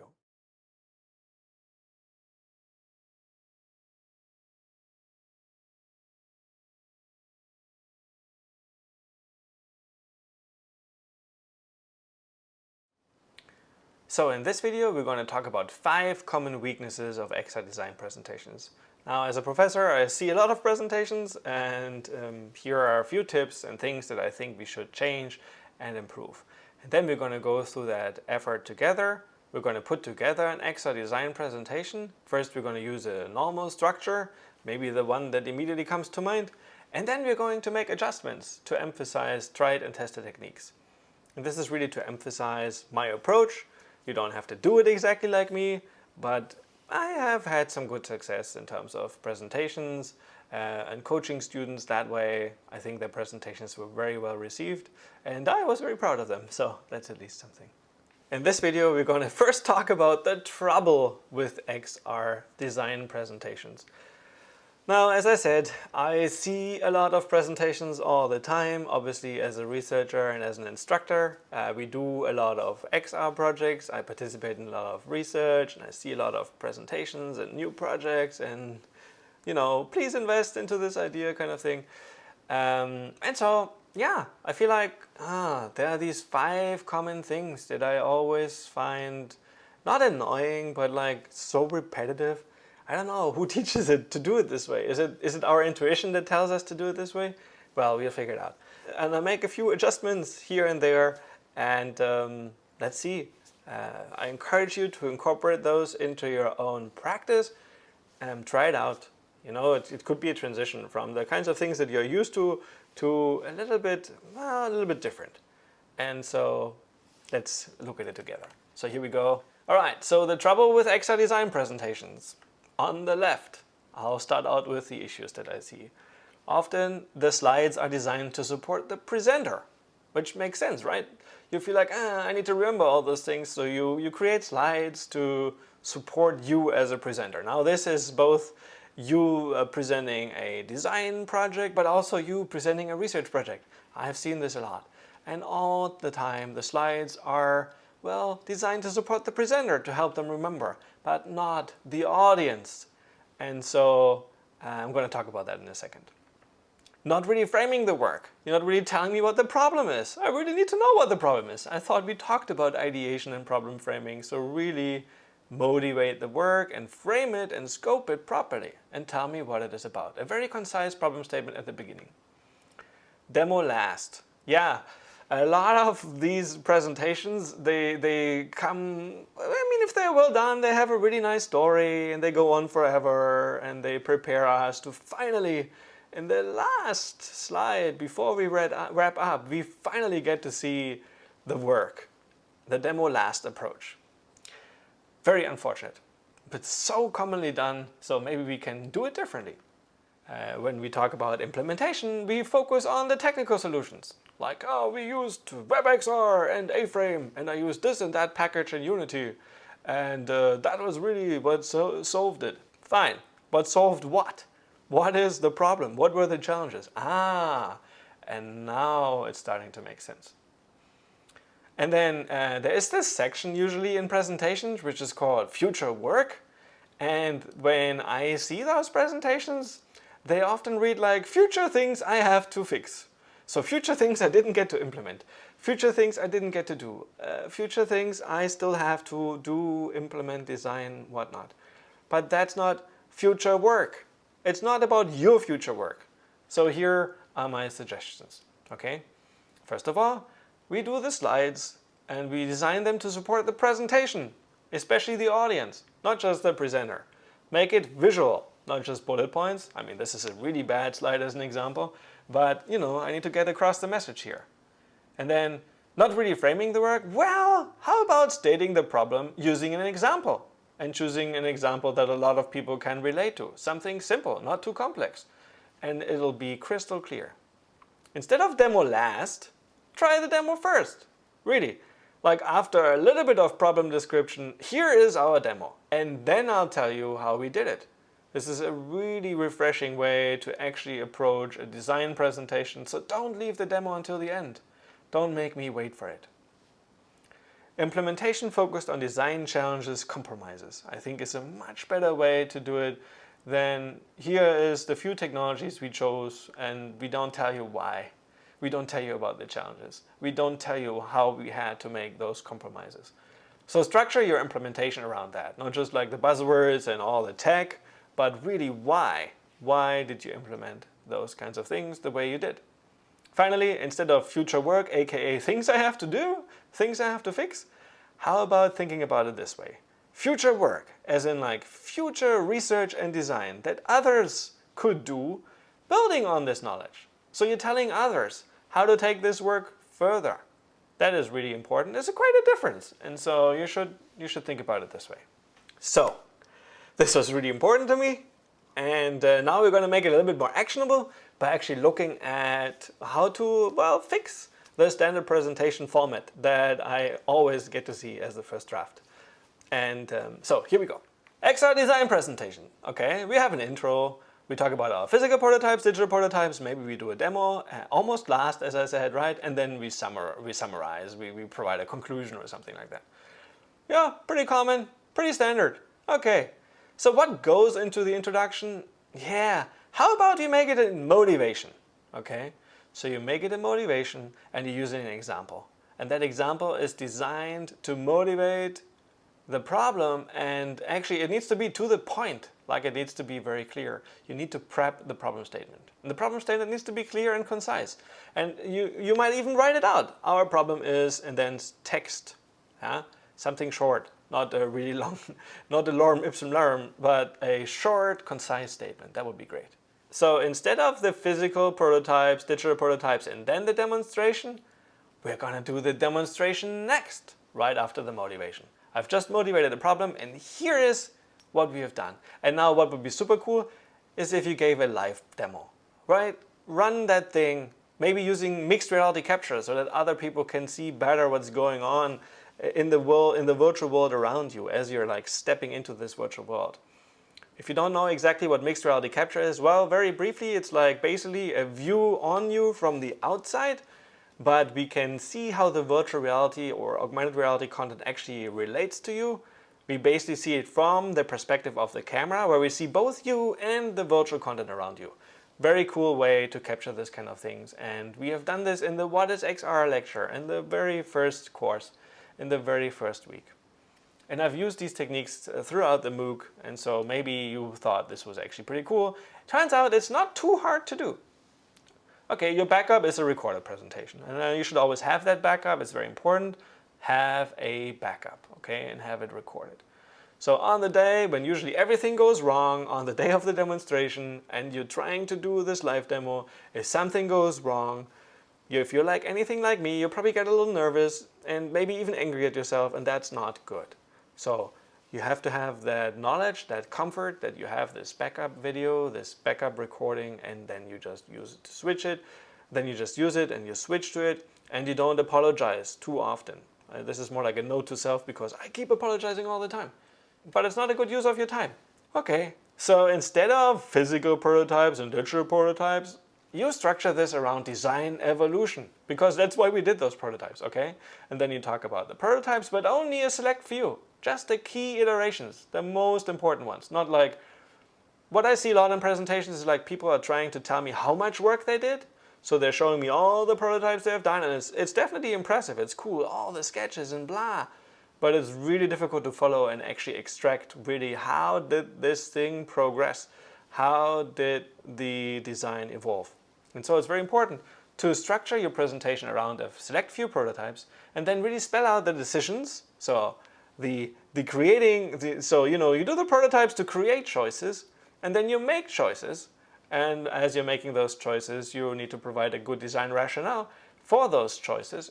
And those are the three key things that I want to see: the prototypes, the decisions, and the rationale. Very important. And now we have done motivation, demonstration, design, evolution, and then we're going to do the summary. And now on to the last part. Instead of summary, focus on the lessons learned.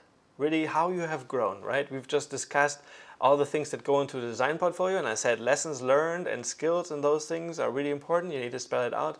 So this is where this goes. Lessons learned, and then the limitations, so the compromises you had to make, and basically the assumptions you decided to make, and the limitations that result from this. And then comes the really key part, future work. And again, future work is not like things you have to do in the future. No, what can others do building on the knowledge of your work? That is, you're basically telling me what I can do with the knowledge.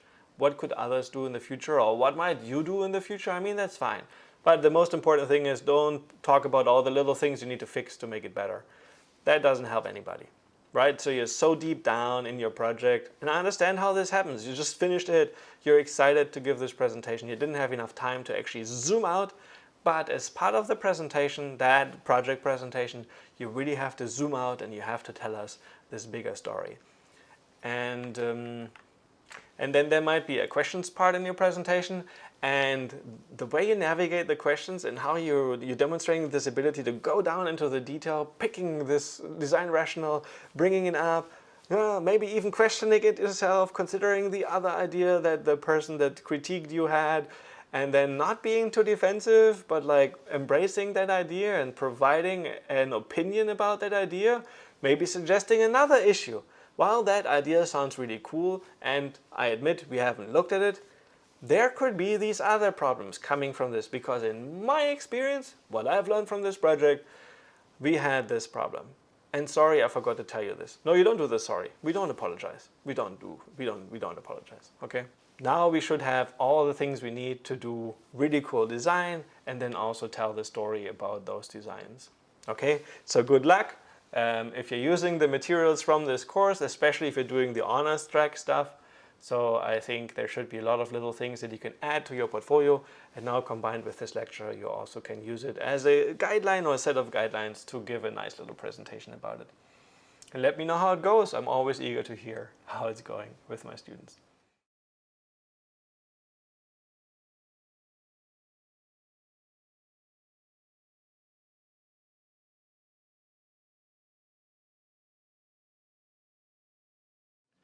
Welcome. So I'm going to have a conversation with Katie Lewis. Katie Lewis used to work in my lab. We've actually worked together for 2 years. I got to know her in a design jam, in fact, and then, liked her a lot. She's a really great student, and now she's out there in the world, graduated. And so I thought, hey, Katie, can we chat? You and I had lots of discussions around portfolios, and you were so experienced. So we've done this actually before. I've invited her to a few of my classes. So I'm looking forward to having a conversation with Katie about design portfolios and how it's out there, working a little bit in the XR space. So, Katie, how's it going? It's going well. So right now I work at IBM as a UX designer, but I also was working recently on a team working in XR for data visualizations. And so I've gotten some real world experience to apply my academic education towards. Uh, but everything, yeah, is good. Okay, that's great. So, I mean, you didn't have the traditional kind of like I just do my bachelor and then I do my master's and then I don't even know whether that's traditional, but I remember your CV was a little unique. So, can you tell us a little bit more about your background even before you joined Michigan? Yeah, absolutely. I came from the fine arts. So my bachelor's is actually in painting and printmaking. And after school, I explored the world of being a fine artist and gradually adapted more of a digital approach to creating things, interfaces, websites. And so I kind of stumbled upon HCI and fell in love with the idea of using psychology to create interesting experiences with technology. And so I realized that I had 10 years of actual experience, but I really wanted a strong foundation in understanding all of those principles of HCI. So that's kind of what brought me back to grad school. Cool. All right. So then we've worked together on a few projects. I mean, what have we done? So a few research papers together, I think. You did a master thesis. You obviously graduated from the program, and you took at least one of my courses. Or did you take both of them? I don't remember. No, it's an advanced AR. Okay, so the more technical. So that would translate to the development-oriented course in our MOOC. So yeah, that's great. And you said originally you were a designer. And how would you describe yourself today? Are you a designer or a developer? I would say I'm a designer, but having development skills has been very helpful for being able to ideate on concepts and create something that's functional to show people my ideas. So I would say I'm a designer that uses all the tools that I can get my hands on. That's great. Okay. And so today we're going to talk a little bit about your portfolio. And I thought we could bring it up and share it. And then we kept it like at a version that is almost like when you graduated, but your CV is updated, right? So this is like what we're going to look at today. That's so Katie, you have worked now at IBM for like several months. Is it already a year? I don't know. A year. It's been a year. Oh my God. Okay, time passes quickly. All right, so I'm going to bring up your portfolio. Katie, so this is the first thing we'll see when we go to your portfolio. Did you submit this? This is the website that you usually use to submit with your applications? Yes. All right, cool. So then you say UX designer and researcher here at the time and have a little bit of a statement about yourself. And so I'm kind of like functioning as a reviewer a little bit. And I'm basically seeing a number of really cool projects. You seem to have paid attention to choosing some representative screenshots, but tell us a little bit about how you went about designing this portfolio. So I wanted to pick a variety of projects that kind of spoke to my different disciplines. So I wanted to really focus on XR here because when I was doing the job hunt, I was really looking to work in that space. And so I wanted people that came here to see that I have experience ideating on, AR, VR work. And I also wanted to show that I have strong UX design skills because I was hoping to translate those into the, XR space. And so I've got development projects, I have XR projects, but I also have straight up UX research and design projects as well. So I really wanted to focus on those kind of three domains. Yeah, so these are all projects that I actually remember mostly from your time here. So you made a decision not to include a lot of your earlier work. Why did you make that decision?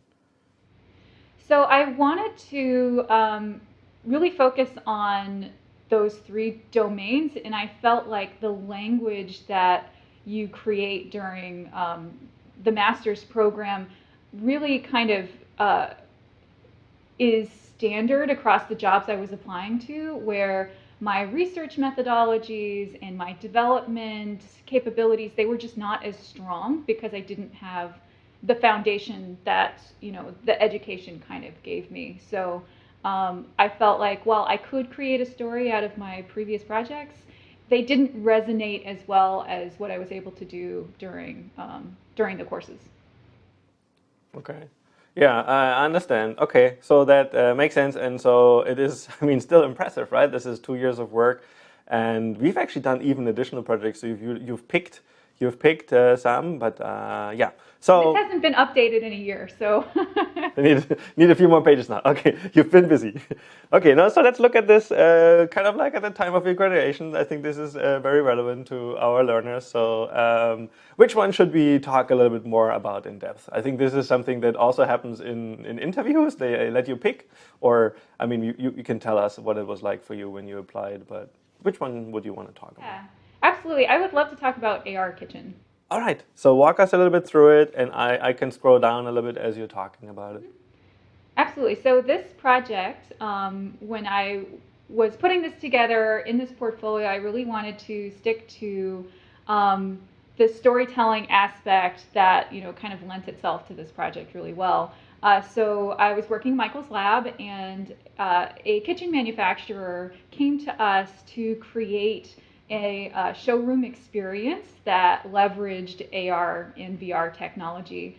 And so with that problem space, we had the opportunity to ideate around a few different concepts, which involved like a lot of sketching at first, and then we kind of iterated into the digital space where we created several prototypes. And so so you'll see some kind of initial concepts where we were looking into projected AR experiences. And so this was a really great opportunity for our team to explore research associated with projected augmented reality, as well as some like kind of commercial ideas.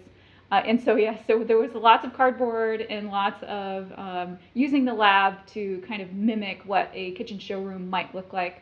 And we're even able to leverage some of our paper prototyping skills that I'm sure Michael has talked about before. And so Still preaching. I still believe this is the way to go. But yes, paper prototyping, cool. But it helped us really iterate through a lot of ideas quickly to see what what kind of interfaces we wanted to develop. And so if you scroll down a little bit, this is kind of where we landed on prototypes. So we defined that having a controller for a showroom host to then be able to operate and customize a kitchen cabinet projection for a customer was kind of the realm we wanted to stay in. And so we developed a VR version that could provide a 360 view of the cabinets, as well as an AR version that could show the cabinetry within the space for the customer, but then they also control the projected screens. And so with this, we developed like 4 different prototypes to then show the cabinet manufacturer like the possibilities that XR could provide. Yeah, so 4, you said, okay, so let's talk about, so tablet, you talked us through mobile AR, so that's cool. And then here we have the projection, and here we have a mini kitchen projection. And we did a good job, right? We involved the stakeholders and everything throughout the project. And there was even a 5th prototype, which is like crazy custom display prototype. Oh, yes. Mm-hmm. That nobody liked. But okay. The hologram. The hologram. Yeah, I was very passionate about that, building my custom screen and trying to, convey that idea. But okay, so then you demos and interviews.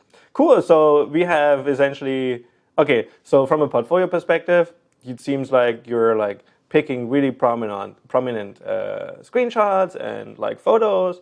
have a little bit of a teaser image, story, who was involved, maybe what kinds of tools you used, what kinds of skills and experience you gained. That's something I'll read when I read across your portfolio as well. And then it's very visual. So I really like how you made it visual and very appealing actually. So so from your experience, is this a project that you usually talked about at the time in some of your interviews? Yes, it usually came up because it definitely leveraged all of the skills that I really wanted to show to potential employers. So it showed creative thinking. It showed using low fidelity to high fidelity prototyping, which is incredibly valuable in the workspace when resources are really expensive. Um, it also showed my development capabilities as well as being able to like craft pieces for customers and then being able to demo those back to executive stakeholders. So I felt like it was a really thorough project that helped leverage everything that I have. Cool. All right, let's go back to your portfolio overview. Is there what else should we talk about? Well, what do you feel? What else would you like to share about your portfolio? Let's see. I believe that I could show a little bit more UX research work.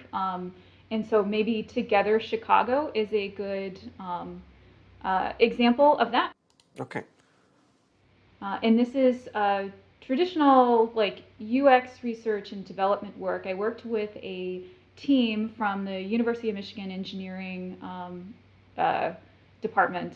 And and so we were, again, provided with a problem by a stakeholder, which was a nonprofit called Together Chicago. And they were looking to develop a mapping interface to help provide resources to the people of Chicago, connect resources that other nonprofits were providing to people that needed them. And so with this mapping interface, again, we were able to start at a very low fidelity and have many rounds of iteration and testing. And then we were able to develop different levels of fidelity and provide that testing back to the stakeholders, to users. And so we were able to gather a lot of data and then provide iterations on that. And so with this project, I really wanted to show my capabilities of not only development, but also being able to iterate and test on those developed interfaces. Well, thanks, Katie, for that review and letting us see some of your portfolio items and pieces. And there's a lot of love in each of these projects, so I can see that, and great care. So one thing that came through is you wanted to build a solid foundation. This is my UX skills, and then here's some of my more experimental, the research that you did, and XR-oriented projects. Did you think you have to aim for that kind of mix of projects, striving some balance between the crazy XR and the foundational UX? What went into your thinking when you put that portfolio together? I don't think it's entirely necessary. I think it really just depends on, showcasing your experiences that you've had and being able to use all the skills that you've created to then, get the jobs that you want.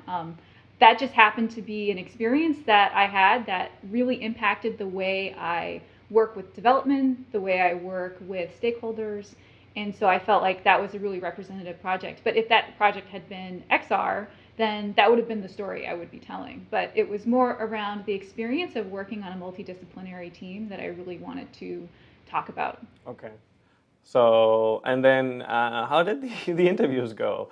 Any kind of experience you want to share there with us? Did it go was the portfolio really helpful? Were you able to drive the conversations? How do you think about those things? So I think the portfolio is just a visual representation of how you tell your story. So it helped me to define what those stories are, so that when I walk into the interview, I'm able to talk about in depth things that worked, things that didn't work. I'm able to recall those stories really well because I crafted them, in this place that a reviewer can go and look and be able to also get that experience. I feel like it's a great exercise to help you be able to tell those stories easier when you're under the pressure of an interview. Yeah. Okay. Which I hope you're not at the moment, but No. All right, cool, Katie. So, well, there's this other thing I wanted to ask you. So, right now you've been working at IBM as a UX researcher and designer for a year, you said. And so, how did you translate or take some of these extra things you've learned into that job? Can you tell us a little bit about that?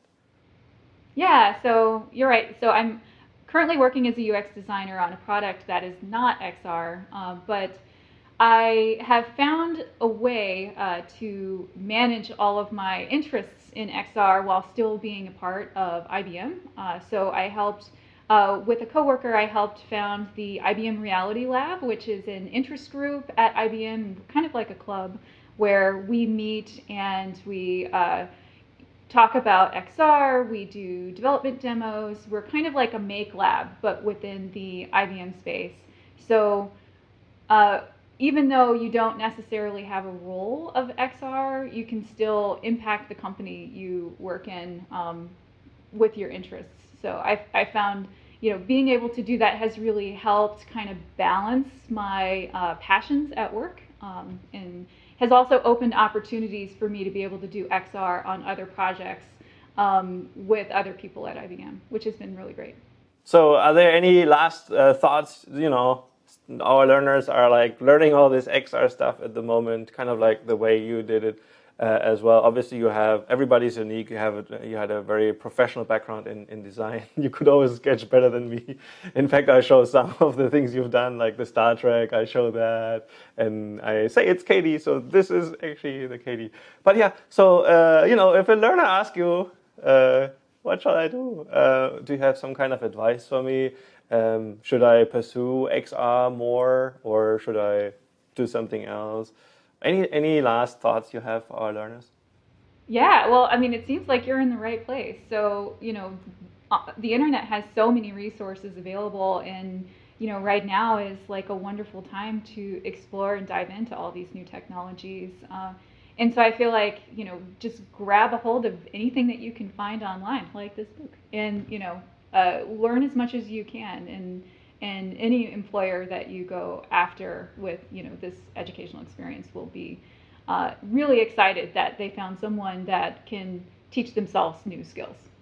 Yeah, that's that's a really good point. Cool. All right. So, well, thanks, Katie, for spending some time with us today and looking at your portfolio together and allowing me to look at the older version rather than the latest. So that was very nice. So we have a snapshot of Katie from a year ago. So, but we also had the Katie here. So thanks, Katie, again for speaking with us, and hope to see you soon again. Okay, stay healthy and safe.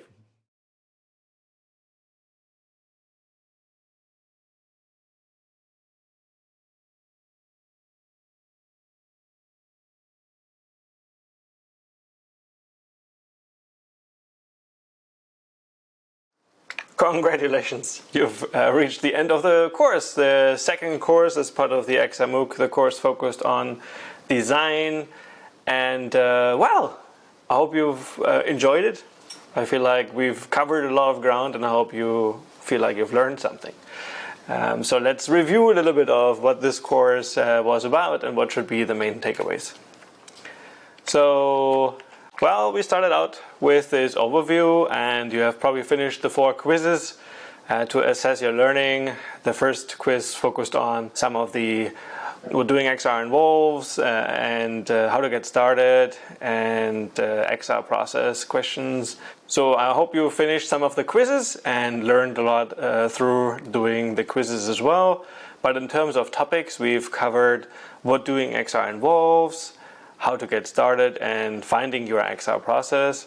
And then we've covered quite a bit on design thinking. So really starting out with the original method and then adapting it to XR, and then thinking about all the issues around design ethics, design guidelines.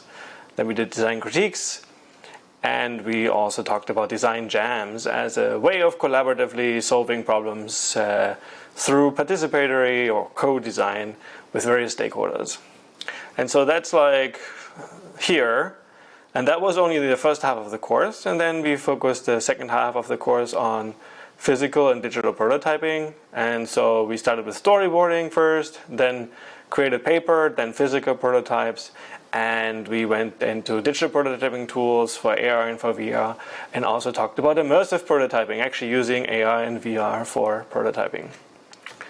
So quite a lot of stuff. And so with those methods and tools in your toolbox, you should feel equipped for XR design.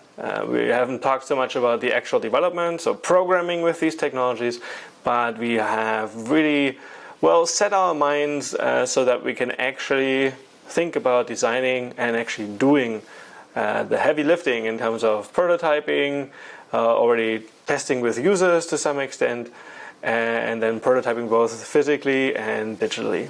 And so that is really, really an important part of the process. This is not the entire XR process. We obviously still need to implement things, and that's where the other courses connect to this course. But before I get to that, let's quickly review. Obviously, there was the honors track, and maybe you chose it, and that means you have completed all these exercises here. And these are important assignments.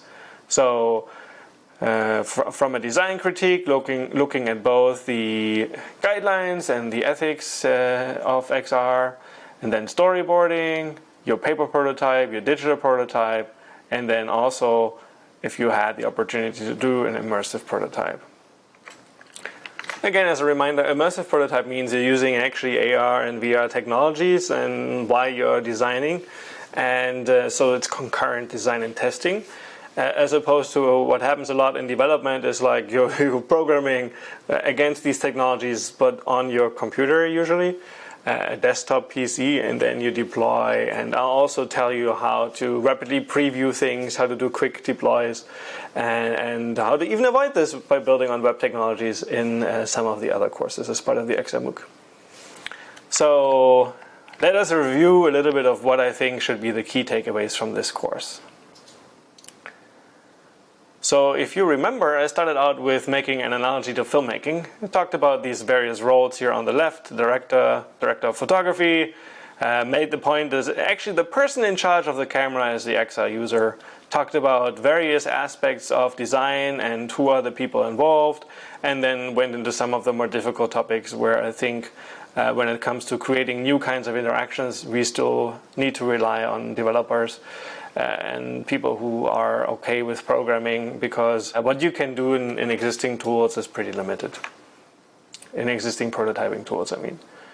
Because what you can do in existing prototyping tools is so far pretty limited.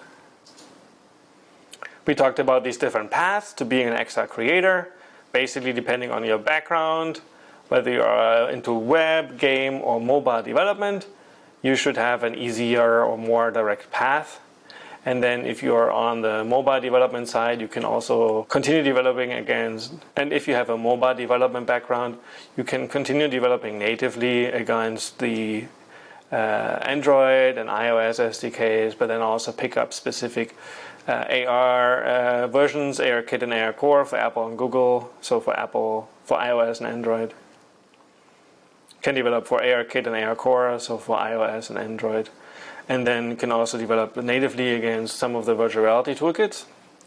And then we also have some kind of cross-platform approach through Unity and Unreal. We talked about that, which I think speaks relatively nicely to game developers, and then also mobile developers who are used to doing cross-platform development through PhoneGap and things like that.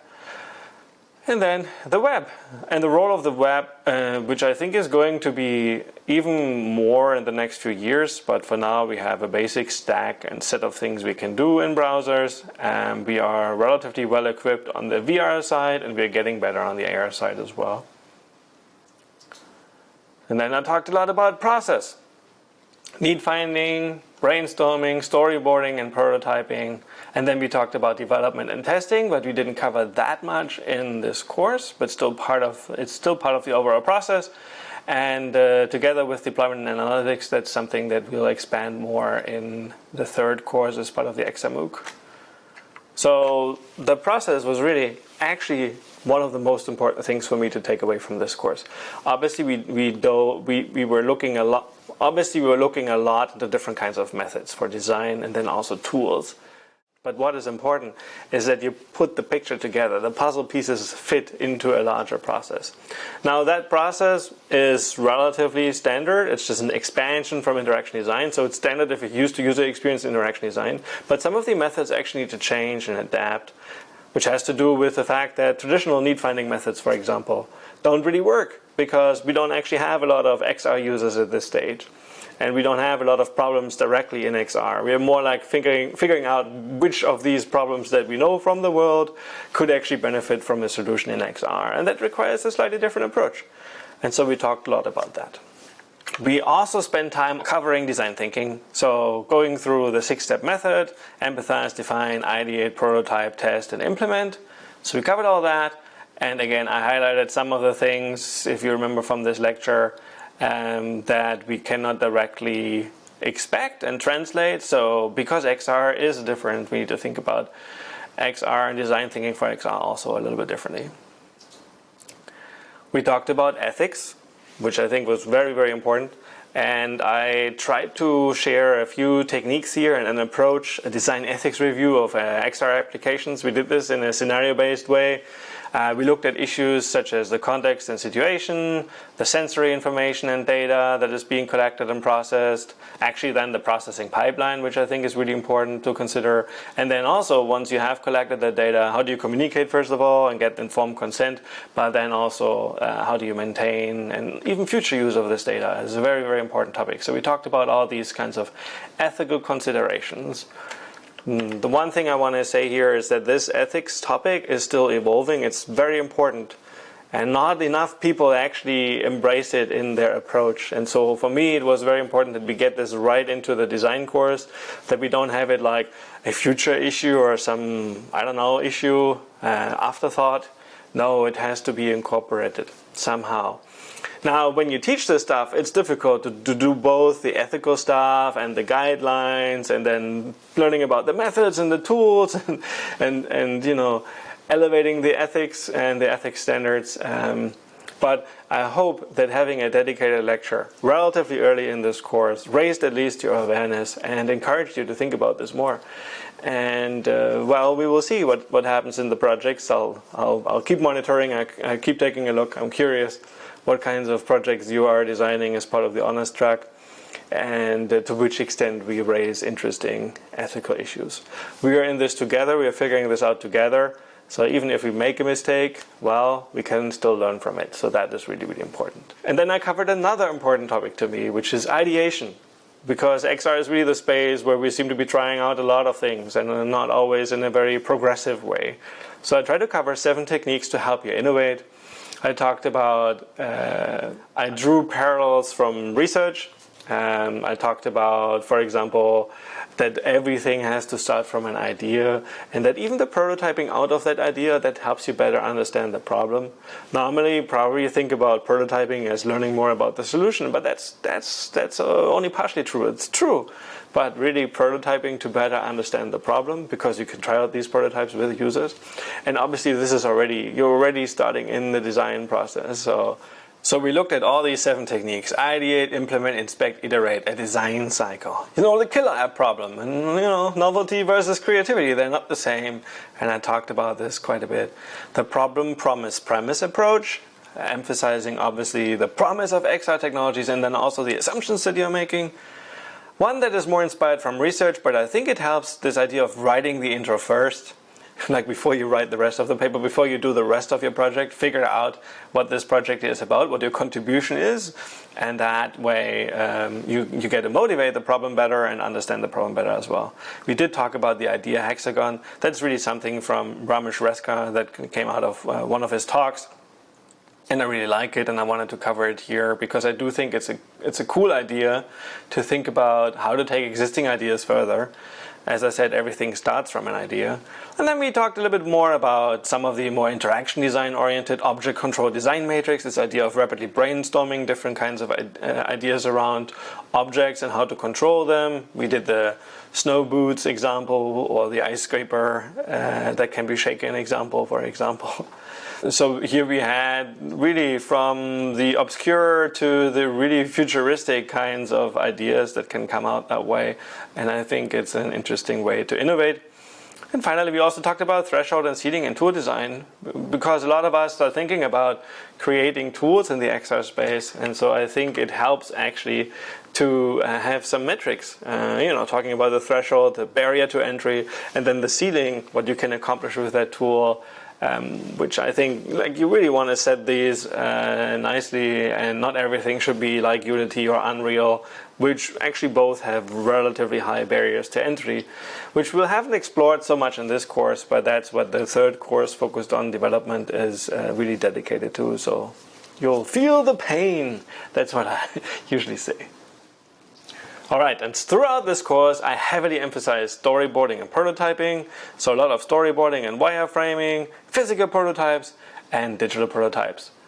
And then I drew out these different quadrants, and how do we actually increase the fidelity. So increasing fidelity, and which of these methods are easy and which of these methods are hard. And I did this for storyboarding. Well, I talked about traditional paper-based storyboards, 360 storyboards, a 360 photo story, and then also 3D storyboarding. Still, which is immersive prototyping essentially, but you're doing it for this purpose of storyboarding. And I think this is one of my favorite new techniques that I definitely want to increase the usage. And that's one of my new favorite techniques that I definitely want to get better at myself. I talked about physical prototyping, how we can still start from paper, but then how we incorporate other media like clay, like Play-Doh for 3D modeling, and how we become more physical and build a diorama to actually, create these scenes that you have in mind, not just envision them, but actually prototype them out physically. And we also talked about a specific set of techniques that developed in my research, but also a lot of practitioners are looking at this, which is 360 paper prototyping. And then we went into digital prototyping. And here I talked about the different techniques distinguished between digital and immersive authoring. Digital authoring usually happening on a desktop computer, it's like desktop publishing. And then immersive authoring usually happens in AR or VR. So basically on a tablet or on a phone for AR, and then usually in a headset for VR, and then also specific versions of mixed reality also on a headset. We then also talked about some of the higher fidelity, harder to do, but really good approaches, web-based development, cross-platform development, and native development. So these approaches do, however, require programming skills, and we will focus, and as I said, the third course will be dedicated to taking the digital prototyping ideas further and really learning more about development using these three approaches. So I think throughout the course I wanted to make it clear how important prototyping really is. It does help us ask a lot of questions and find some answers. And in the process of finding some answers, we even create things. Like we establish requirements for sensing, tracking, for displays, and we produce assets. Even though they might not be the final assets, they might already be early placeholders, early props that we might use later in our prototypes and refine throughout. And we learn about user needs and skills, which is really, really important because we can test these prototypes already. And that's really also the last topic that I covered, which was designing a usability test or user study. So we talked a lot about evaluation. We talked about what goes into designing these kinds of things and preparing things in terms of goals. So what are the goals of your evaluation?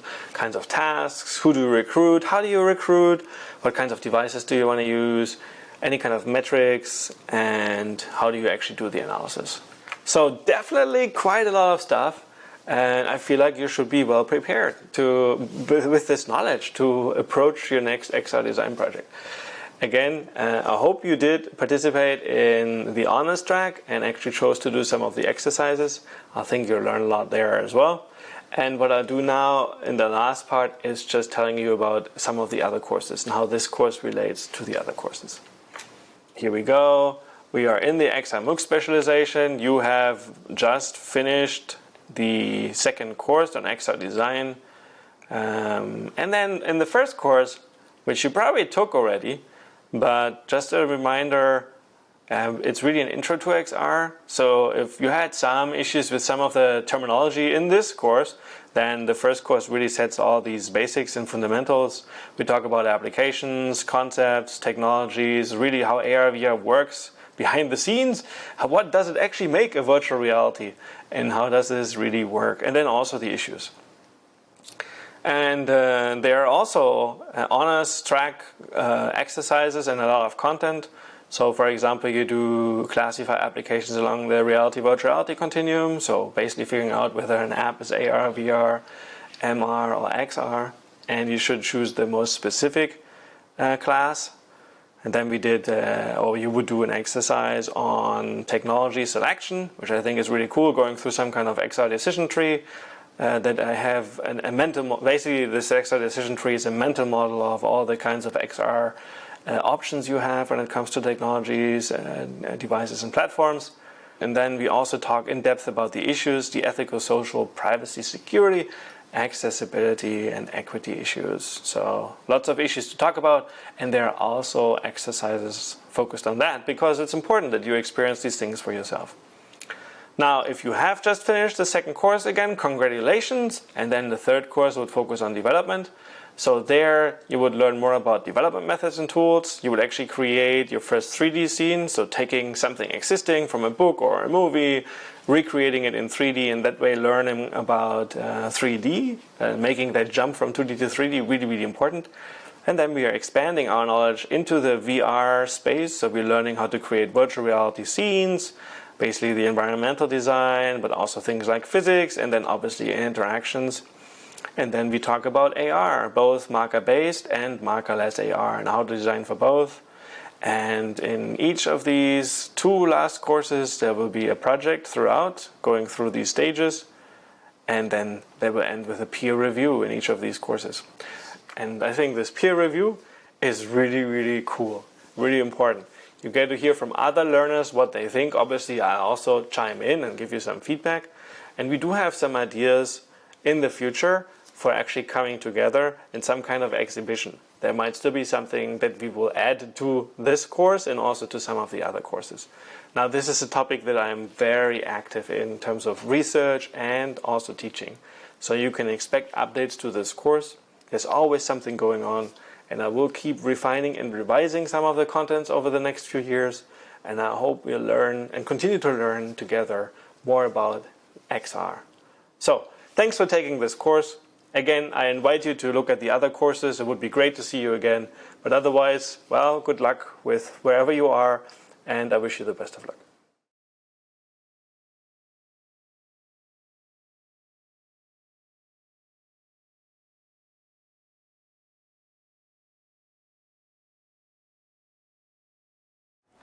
Welcome back to the honors track. So you are now actually towards the end. Congratulations for making it that far.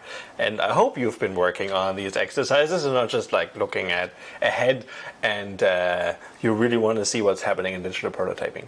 Well, I understand digital prototyping is also very, very exciting. It can be challenging. This is really the part where it becomes tricky. It depends on a lot of factors, like what kind of equipment do you have available? Is your, for example, if you have a smartphone, is it compatible? Can you do AR with it? Do you have any kind of VR equipment? And so I will treat this exercise as let's just do it broadly. As long as we somehow move digitally, ideally this would work. Your prototype would work on an AR or VR device, something that you would call XR device. That would be perfect. Okay.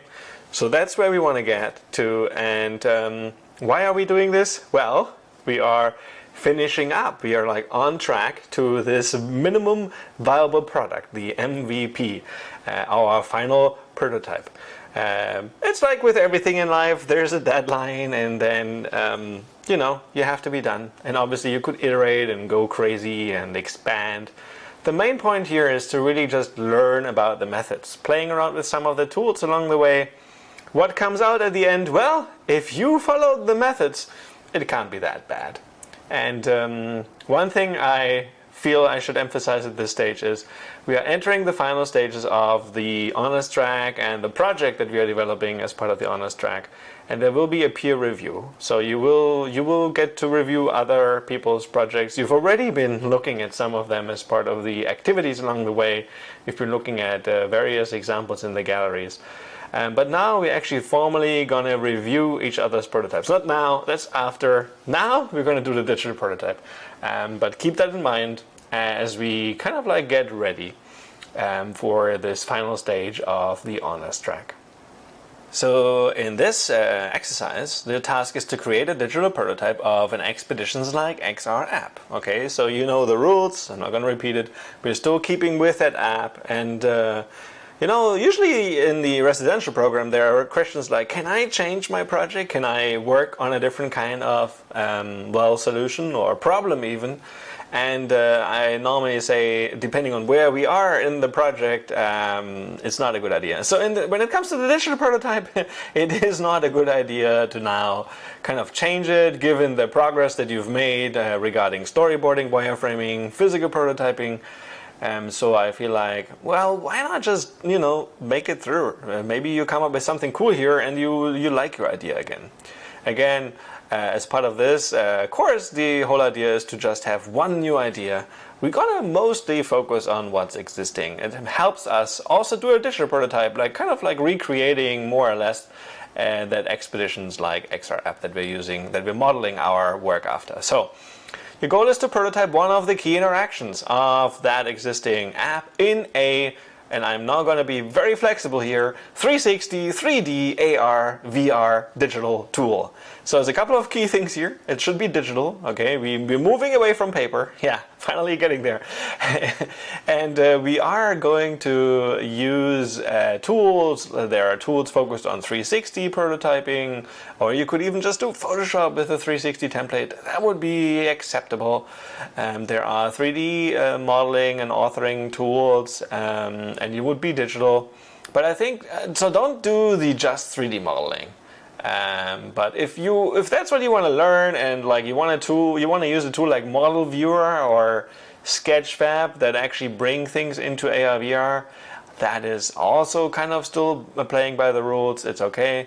I'll show you what I had in mind. I was working with A-Frame actually, so that required a little bit of development, but I was also playing around with immersive authoring tools for VR and for AR. So I'll show you what I've done. In the second step, you should really sketch, sculpt, or model whatever the language is of the tool that you're using as a digital tool now, 2 to 3 main characters. So this will bring us closer to the story, to a digital version of the story. In step 3, I want you to think about that environment that we're actually designing for, and to which extent should that environment, that physical environment, should that be represented in our digital prototype. So I'll say make a virtual copy of the target physical environment. Really capture the context. Don't just sketch into thin air and just focus on the virtual content. No, make it clear, even from your digital prototype, what kind of experience is this supposed to be? So in my AR prototypes that I'm doing in VR, I'll actually sketch out the table to define the scale of my AR experience.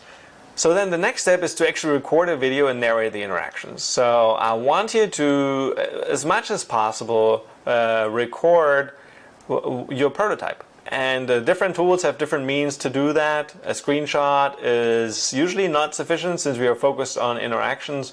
A video would be good. Maybe you can learn how to do screen capture on whatever type of operating system and computer you're using, or you're getting one for your mobile phone. So I've used a number of different tools throughout this MOOC, I'm not here to make really the recommendations. That's something we can figure out in the forum. But anyway, the goal is to record a video and narrate the interactions within that digital or immersive tool. In fact, optionally, I would like you to try out a different digital or immersive authoring tool.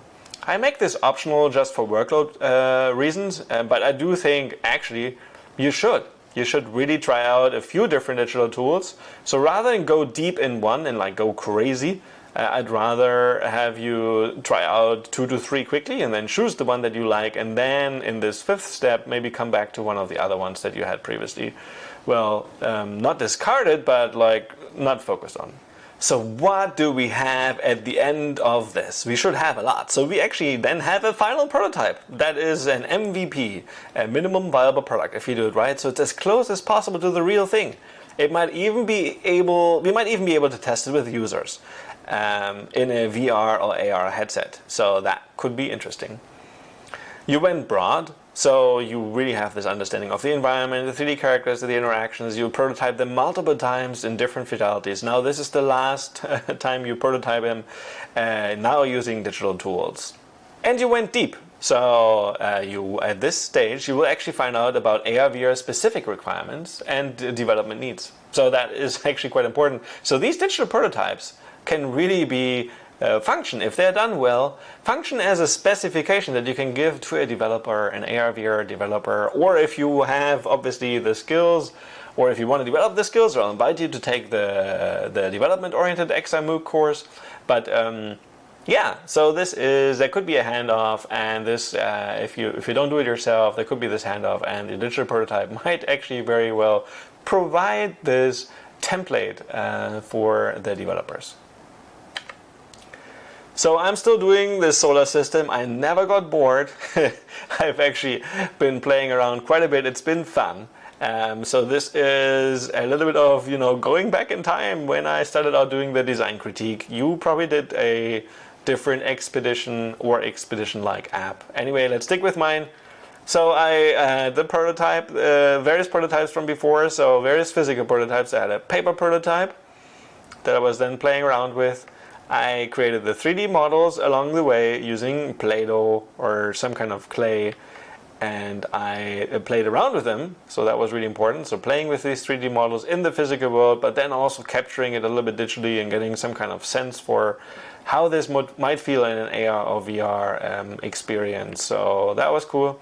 And then I did this diorama, and I was actually playing around with more of these objects and composing them together, and even using AR captures with my little AR camera, and then bringing in even still some of the physical objects. So really flexible use of both physical, captured virtually materials, and then bringing back in physical. So yes, I'm just advertising again for the physical prototyping parts, but now we are doing digital prototyping.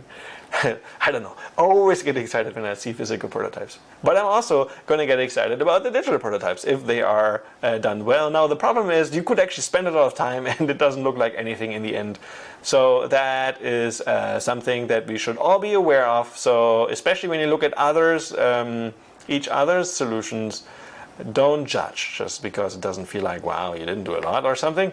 No, maybe we struggled, maybe we had technical issues, maybe we just couldn't commit the time, maybe we just wanted to learn superficially about this process without going too deep. Like we wanted to have this overview, and that's totally fine as well.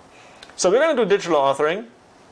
We may do immersive authoring. So digital, as I explained in the lecture, is really more like with 3D tools on a desktop.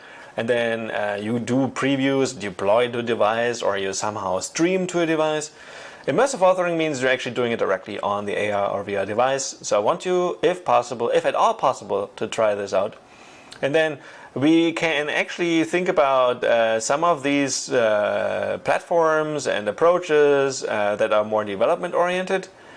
We can also think of some of their tools for digital prototyping. So A-Frame has an inspector, and I'm pretty fast with HTML, CSS, and JavaScript, so I think of A-Frame as a prototyping tool.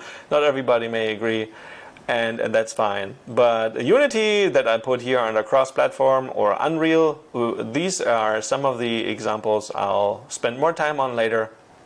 These are acceptable, actually relatively high fidelity, even complex AR, VR platforms, if you will. I mean, they have support for them. They are traditionally game engines, actually. And in any case, what I'm aiming for is like we're picking something that may be not as heavy as Unity and Unreal, because in the third course focused on development, you can spend more time in these tools. So try some. So here is me playing around with immersive AR on the iPad, and I was using Adobe Aero, which I'm not sure whether it's free or not. I have an education license, and I can just play with it. It was a little limited in terms of how I could represent my planet, so I just had to choose from these predefined 3D objects, and that's a limitation of the tool. So just not admit it, but just mention it. If somebody is like, hey, you didn't do a proper sun, earth, or moon, well, this is what I had to work with. Also, working with these more abstract representations is fine as long as it helps you learn something about, for example, the composition, the scale of the experience, or just like this mere fact of being in AR and doing an immersive authoring session is just cool. And the main thing is I want you to try it out. And so I'm doing it with Aero here, and then later in the video that I'm going to share with you, I'll also play with Reality Composer. And so Reality Composer, obviously Apple on the iPad, at least I could put in a few primitive shapes in there, and it's just good enough for planets. I really like that I chose the solar system and nothing more complicated. This was hard enough, okay? So don't make it too difficult on yourselves. You just want to learn about the methods and the tools, and you can work on the complicated project that you've always wanted to solve and do. You can do that later. It doesn't have to be in this course.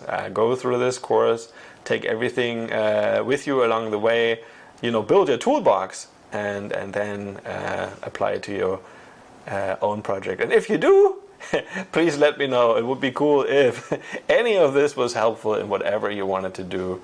That would make me proud. In any case, I was then also playing around with the immersive VR authoring tool. Here I'm using blocks. And funny enough, because I'm doing a solar system and most tools actually have these relatively basic shapes in there, you just can play around. Here I have color, so that was cool. And later in the video, I'm going to go a little bit forward. I'm grabbing the objects and playing around with them and trying out different compositions. And I hope I'm just taking the moon. Maybe you missed that part. I like my little hand there. It's really quite cute. Zooming in and zooming out. Okay, I'll show all that obviously, but here maybe, yeah, this is the part that I wanted you to see, and you check out the video later in more depth if you want. But this is why it's cool, because now in immersive authoring I can actually play around using my tiny little blocks hand there. Can't get over it, and do it, experiment and play, and that's. Well, this you can't say that this is a final experience, okay? So I'm just doing immersive authoring.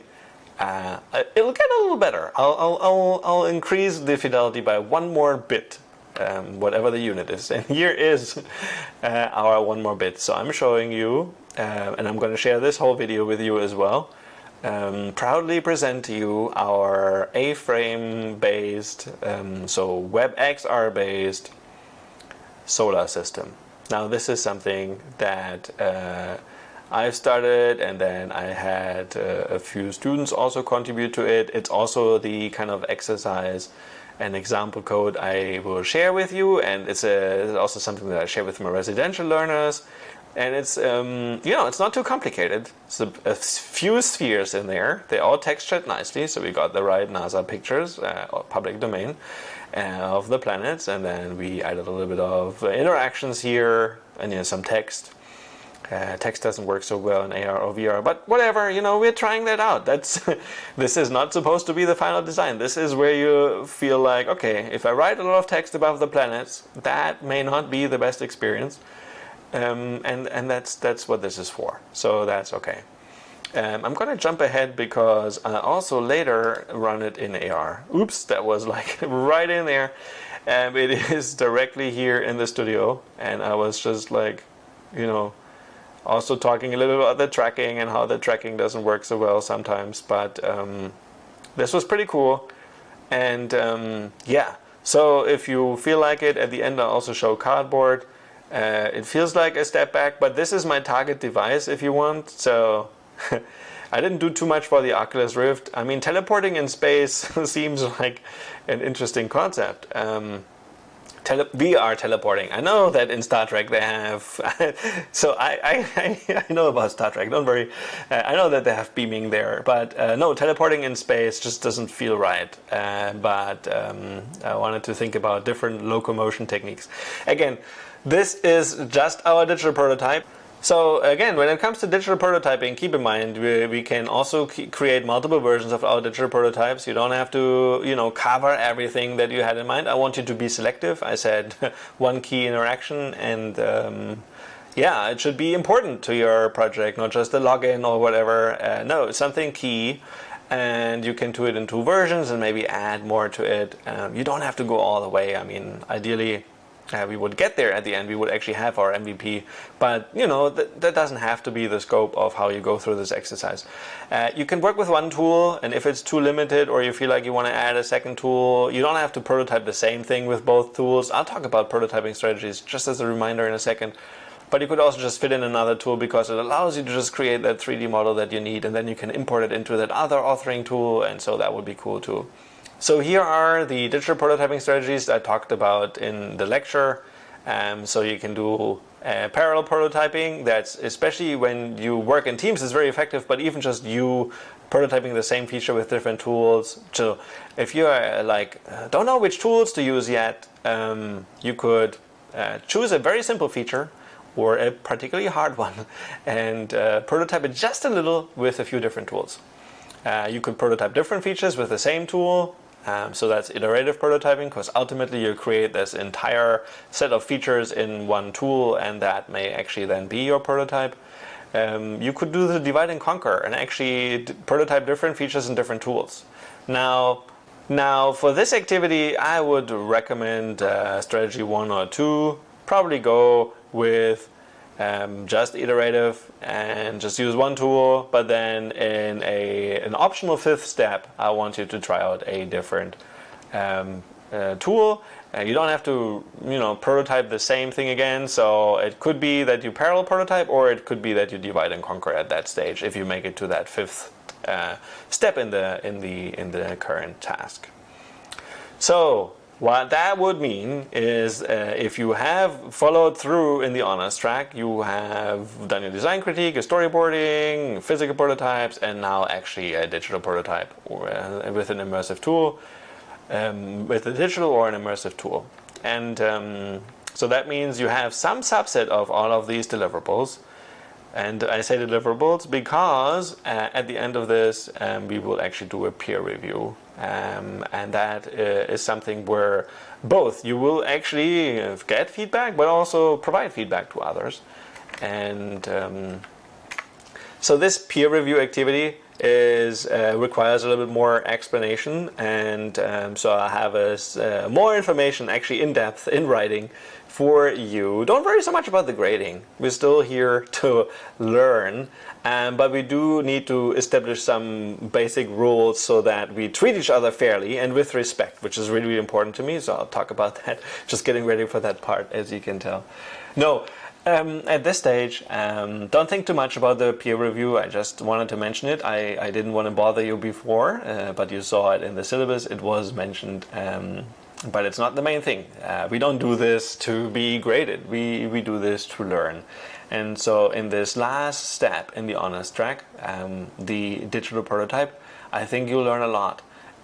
Don't just keep these other steps very short and then spend like forever on the digital prototypes, or spend too much time and running out of energy on these lower fidelity ones and then don't do anything almost on this. No, all of these are important.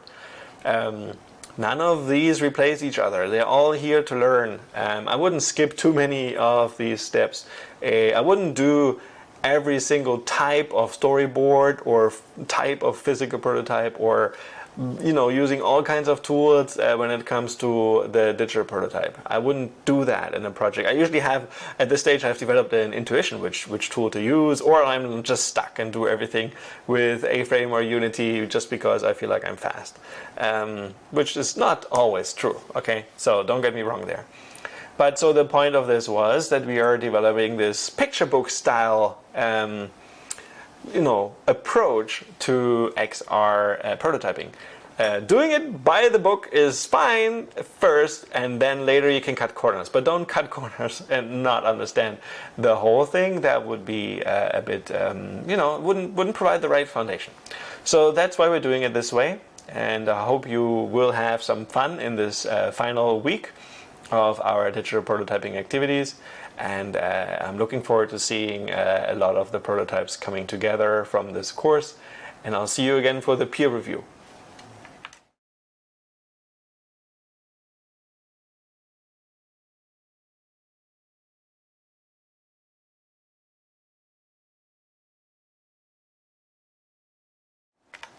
Well, you made it! I mean, almost there, right? So we've done a lot of prototyping now. This honors track was really focused on storyboarding and prototyping. Not so much the brainstorming and, creating something really novel and, interesting was not the main goal here. And that should also not be like the thing that you're looking for when you're doing a review of each other's work. No, there were a number of methods and tools that I tried to convey, and I wanted you to try them out for yourselves. And so that's what we're going to review now. We're going to review how well we have done in that regard. Don't think of it, these expedition apps, whatever the experience was that was created, like, don't think of it like, I would never use this, or this is weird. That's not the goal here. This is a byproduct. In this course, we're learning about the methods and tools. We're doing a project with the goal of learning about the methods and tools. If you want to do this more professionally, then the results then really matter. Then that's a different story. And I know students are always shocked when I say this, right? I don't care about the results. I mean, the results for me is like seeing how you exercise the methods or tools. We don't even do usability testing, so how am I supposed to know whether your design makes sense or not? No. So that's not the right bar. So the whole point of this video is to establish that bar for how we should do that peer review. I have a few thoughts about it. I keep it rather high level here. And motivational, hopefully, and not so much like, this is not like grading, like you get so and so much if you do that and that. No, that's not that important to me. I want to establish the right attitude towards this peer review. That's the whole point. All I'm trying to do here. Don't judge the messenger. Okay, here we go. So you have done the honors track. Congratulations, you've done design critiques. Guidelines and ethics is what you actually took into account. You have done storyboarding and wireframing, so perhaps some combination of paper, 360, 3D, storyboarding. You have done paper prototypes, a combination of, or some variant maybe of 360, 3D and diorama. And you have done your digital prototype and maybe tried out immersive authoring for VR and AR, and then your final prototype should be for VR or AR.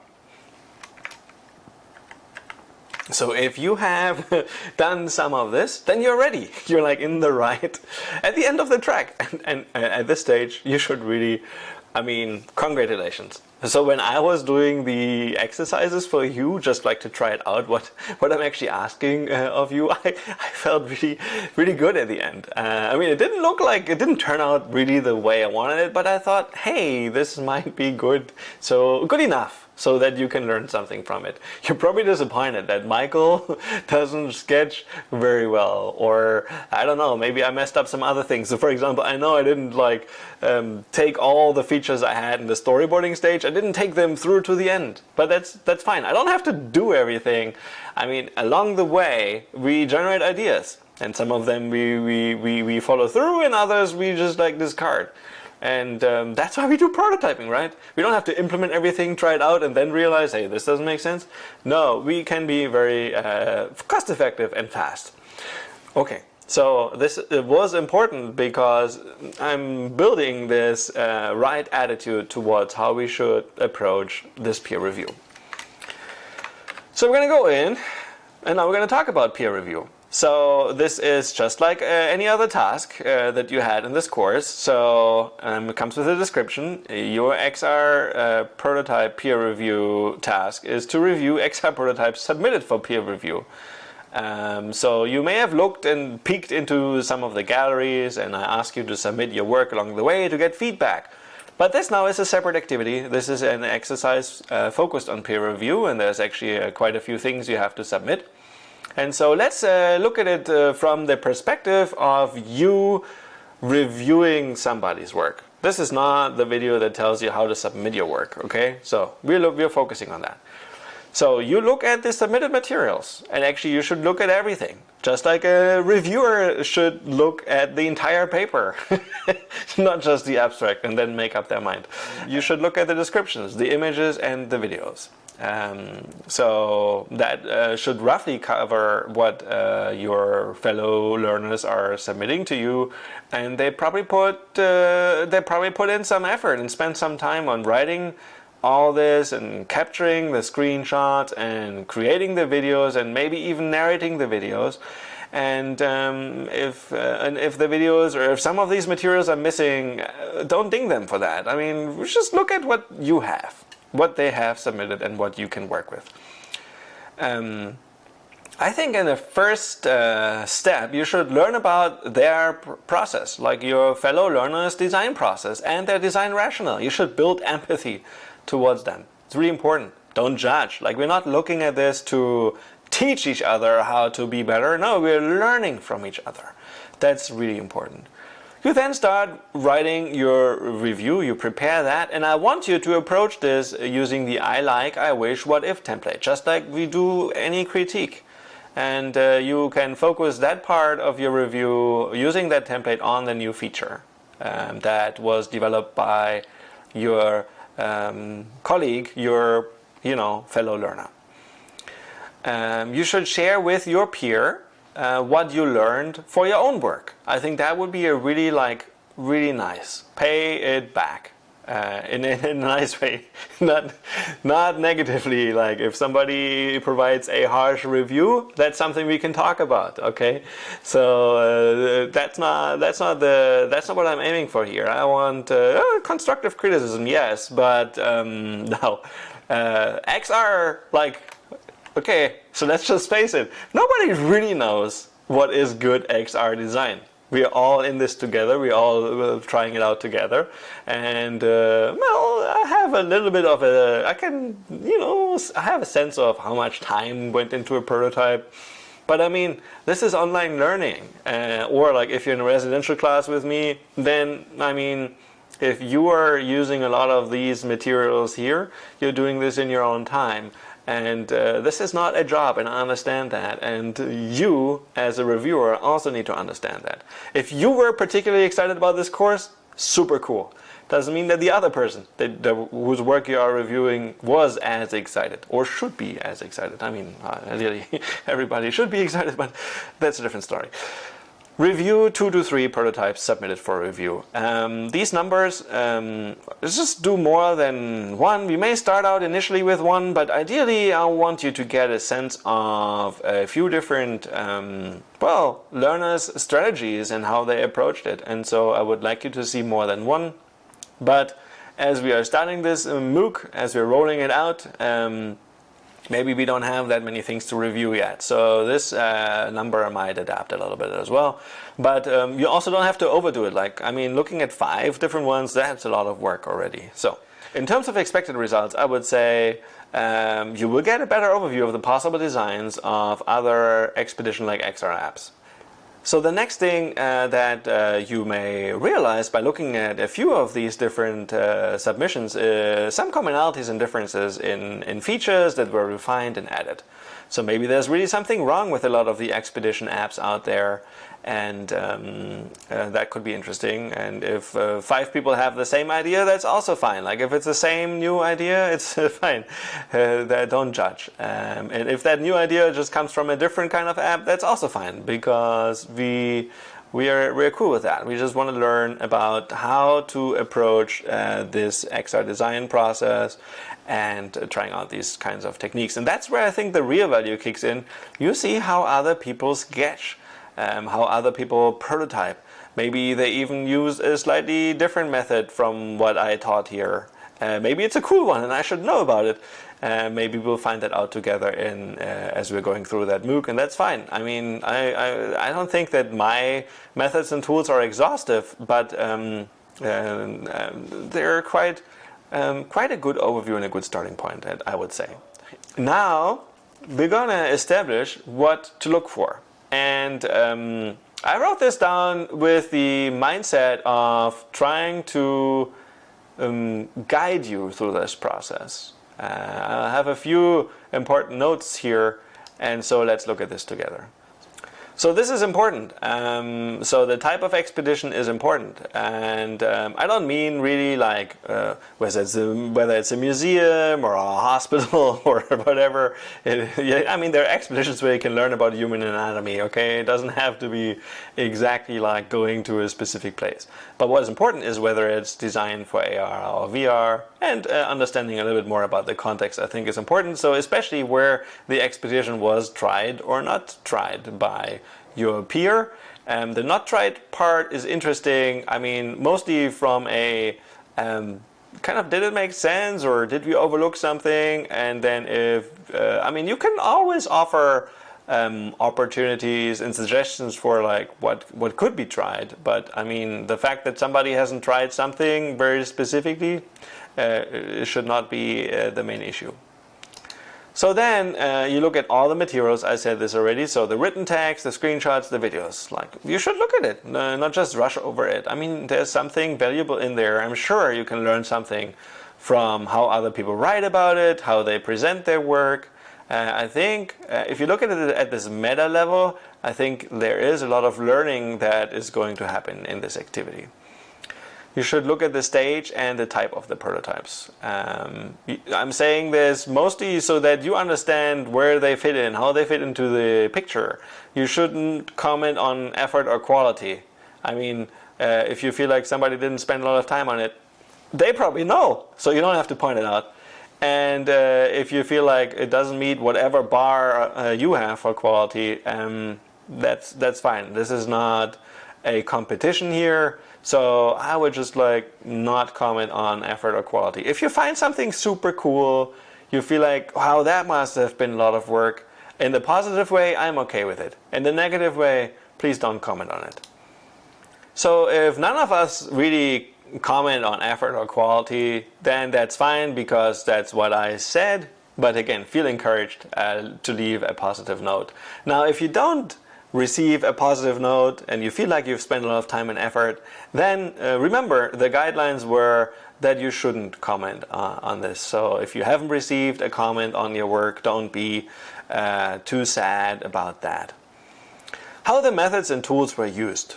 This is really like, don't look at it from a right or wrong perspective, more like what you can learn from how other people used this method and where they used it and how they used it. Same for tools. I think here you could confirm the tool selection if you feel like, yeah, you used the right tool. I think that's cool. Or you could suggest alternative tools. Sometimes people have very strong opinions about tools. They feel like they really need to tell the other person that there's this much better tool and there's so many tools out there. Like, you know, that doesn't matter. I mean, if you feel like, okay, hey, try this other tool, I think it could make things easier for you because I read you struggled with this feature and I know that that tool has that feature. that would be helpful, both for you to demonstrate that you have that overview of the tool landscape, and then also for the receiving learner. And so that would actually be nice. But I'm just afraid that we like judge each other's tool selections, and that is not the key point here. Okay, so. I want you to look for explicitly stated or implicit open questions about the design. I mean, maybe your fellow learner wrote about how they were struggling to find a good answer for one of the questions they had, and maybe you have a suggestion there. So unsolicited feedback, yeah, so I want you to be careful with implicit open questions, but if you feel like you have something to share here and it would be helpful, and if you phrase it in a nice way, that would be exciting. Finally, and this is the last thing, not the first thing, this is really important. I didn't start with like how cool the feature is, the new feature that everybody implemented. That new feature was just there so that we can try out something that goes beyond the existing app. But a lot of this was just using the methods and tools to learn about, to actually just like sketch out the flow of an app that you haven't created. And that is one of the main things. Because we wanted to learn about the methods and tools, not to spend forever coming up with novel and creative and significant new features. And I want you to look more at how the feature was implemented. I don't want you to judge whether that feature is like, nobody would ever use that. We don't know, right? No user testing. Could be super cool. I mean, you can say if you think it's cool, you should say that. You could say that, let's say. But I want you to focus on how the feature was implemented. So, which methods and tools were used? Was this feature consistently in the scope? Was the paper prototype really targeting that feature? Was the 360 paper prototype a good choice to learn about that feature? That is something that you and the person that submitted the reviews, that's something that you, the project or the prototypes for review, that's something that you could discuss and figure out together as well. So, what really matters, and I'm going to sum this up here, what really matters to me is that we treat each other with fairness and respect. That's, I mean, that's a given, okay? So it's really important to me. I don't want you to upset each other. Okay? Be good. Then we want to have constructive criticism. I mean, we want to learn criticism so that we can learn criticism, writing criticism so that we can learn how to offer criticism. I wish, what if method, for example. And then the other learner should feel like, oh, I've learned something from that critique. I may not especially like it. I mean, I don't like it when I'm being critiqued, but on the next day I usually think about it, and then I realize, oh, there's something important for me to learn here. That leads me to stating that this is overall a learning experience. If you're somebody who already has significant experience prototyping with AR, VR, that's super cool. And you can share some of that experience, definitely. But, I mean, the majority of us are really still learning about these things. And finally, we are looking for opportunities for growth. That's why we're doing this. Even this peer review, opportunities for growth. Both, I think, like, one of the things that Michael as a professor had to learn and really still has to learn is, being German, I can be very direct, and the feedback is often to the point. Sometimes I lack the language. But it's so direct sometimes that it can feel like super negative or aggressive. So we need to work on the tone. And that's something that I can always improve, for example. And obviously then the domain-specific knowledge, so learning about a specific field and how that translates to AR, VR, that's something that I feel like I can always learn more. But think about this for yourself, like what you feel are the things you learn from, looking at each other's work and then, talking about each other's work in these forums. I really hope that together we're producing something that is really cool. We're producing knowledge here together. Since, the people out there don't give us the guidelines, we just help each other and maybe collectively create good guidelines for design. We also think about the ethics, really, really important. So don't forget about some of the key lectures throughout the course. Ethics, really, really important to me. So I do want us to think about the design and really the prototyping methods and having some fun in these tools.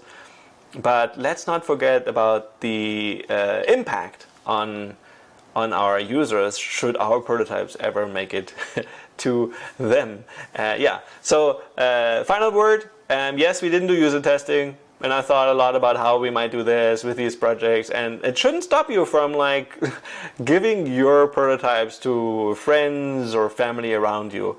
It's just not really an official thing that we're doing here as part of the curriculum in this XR MOOC. I would encourage you to do that though.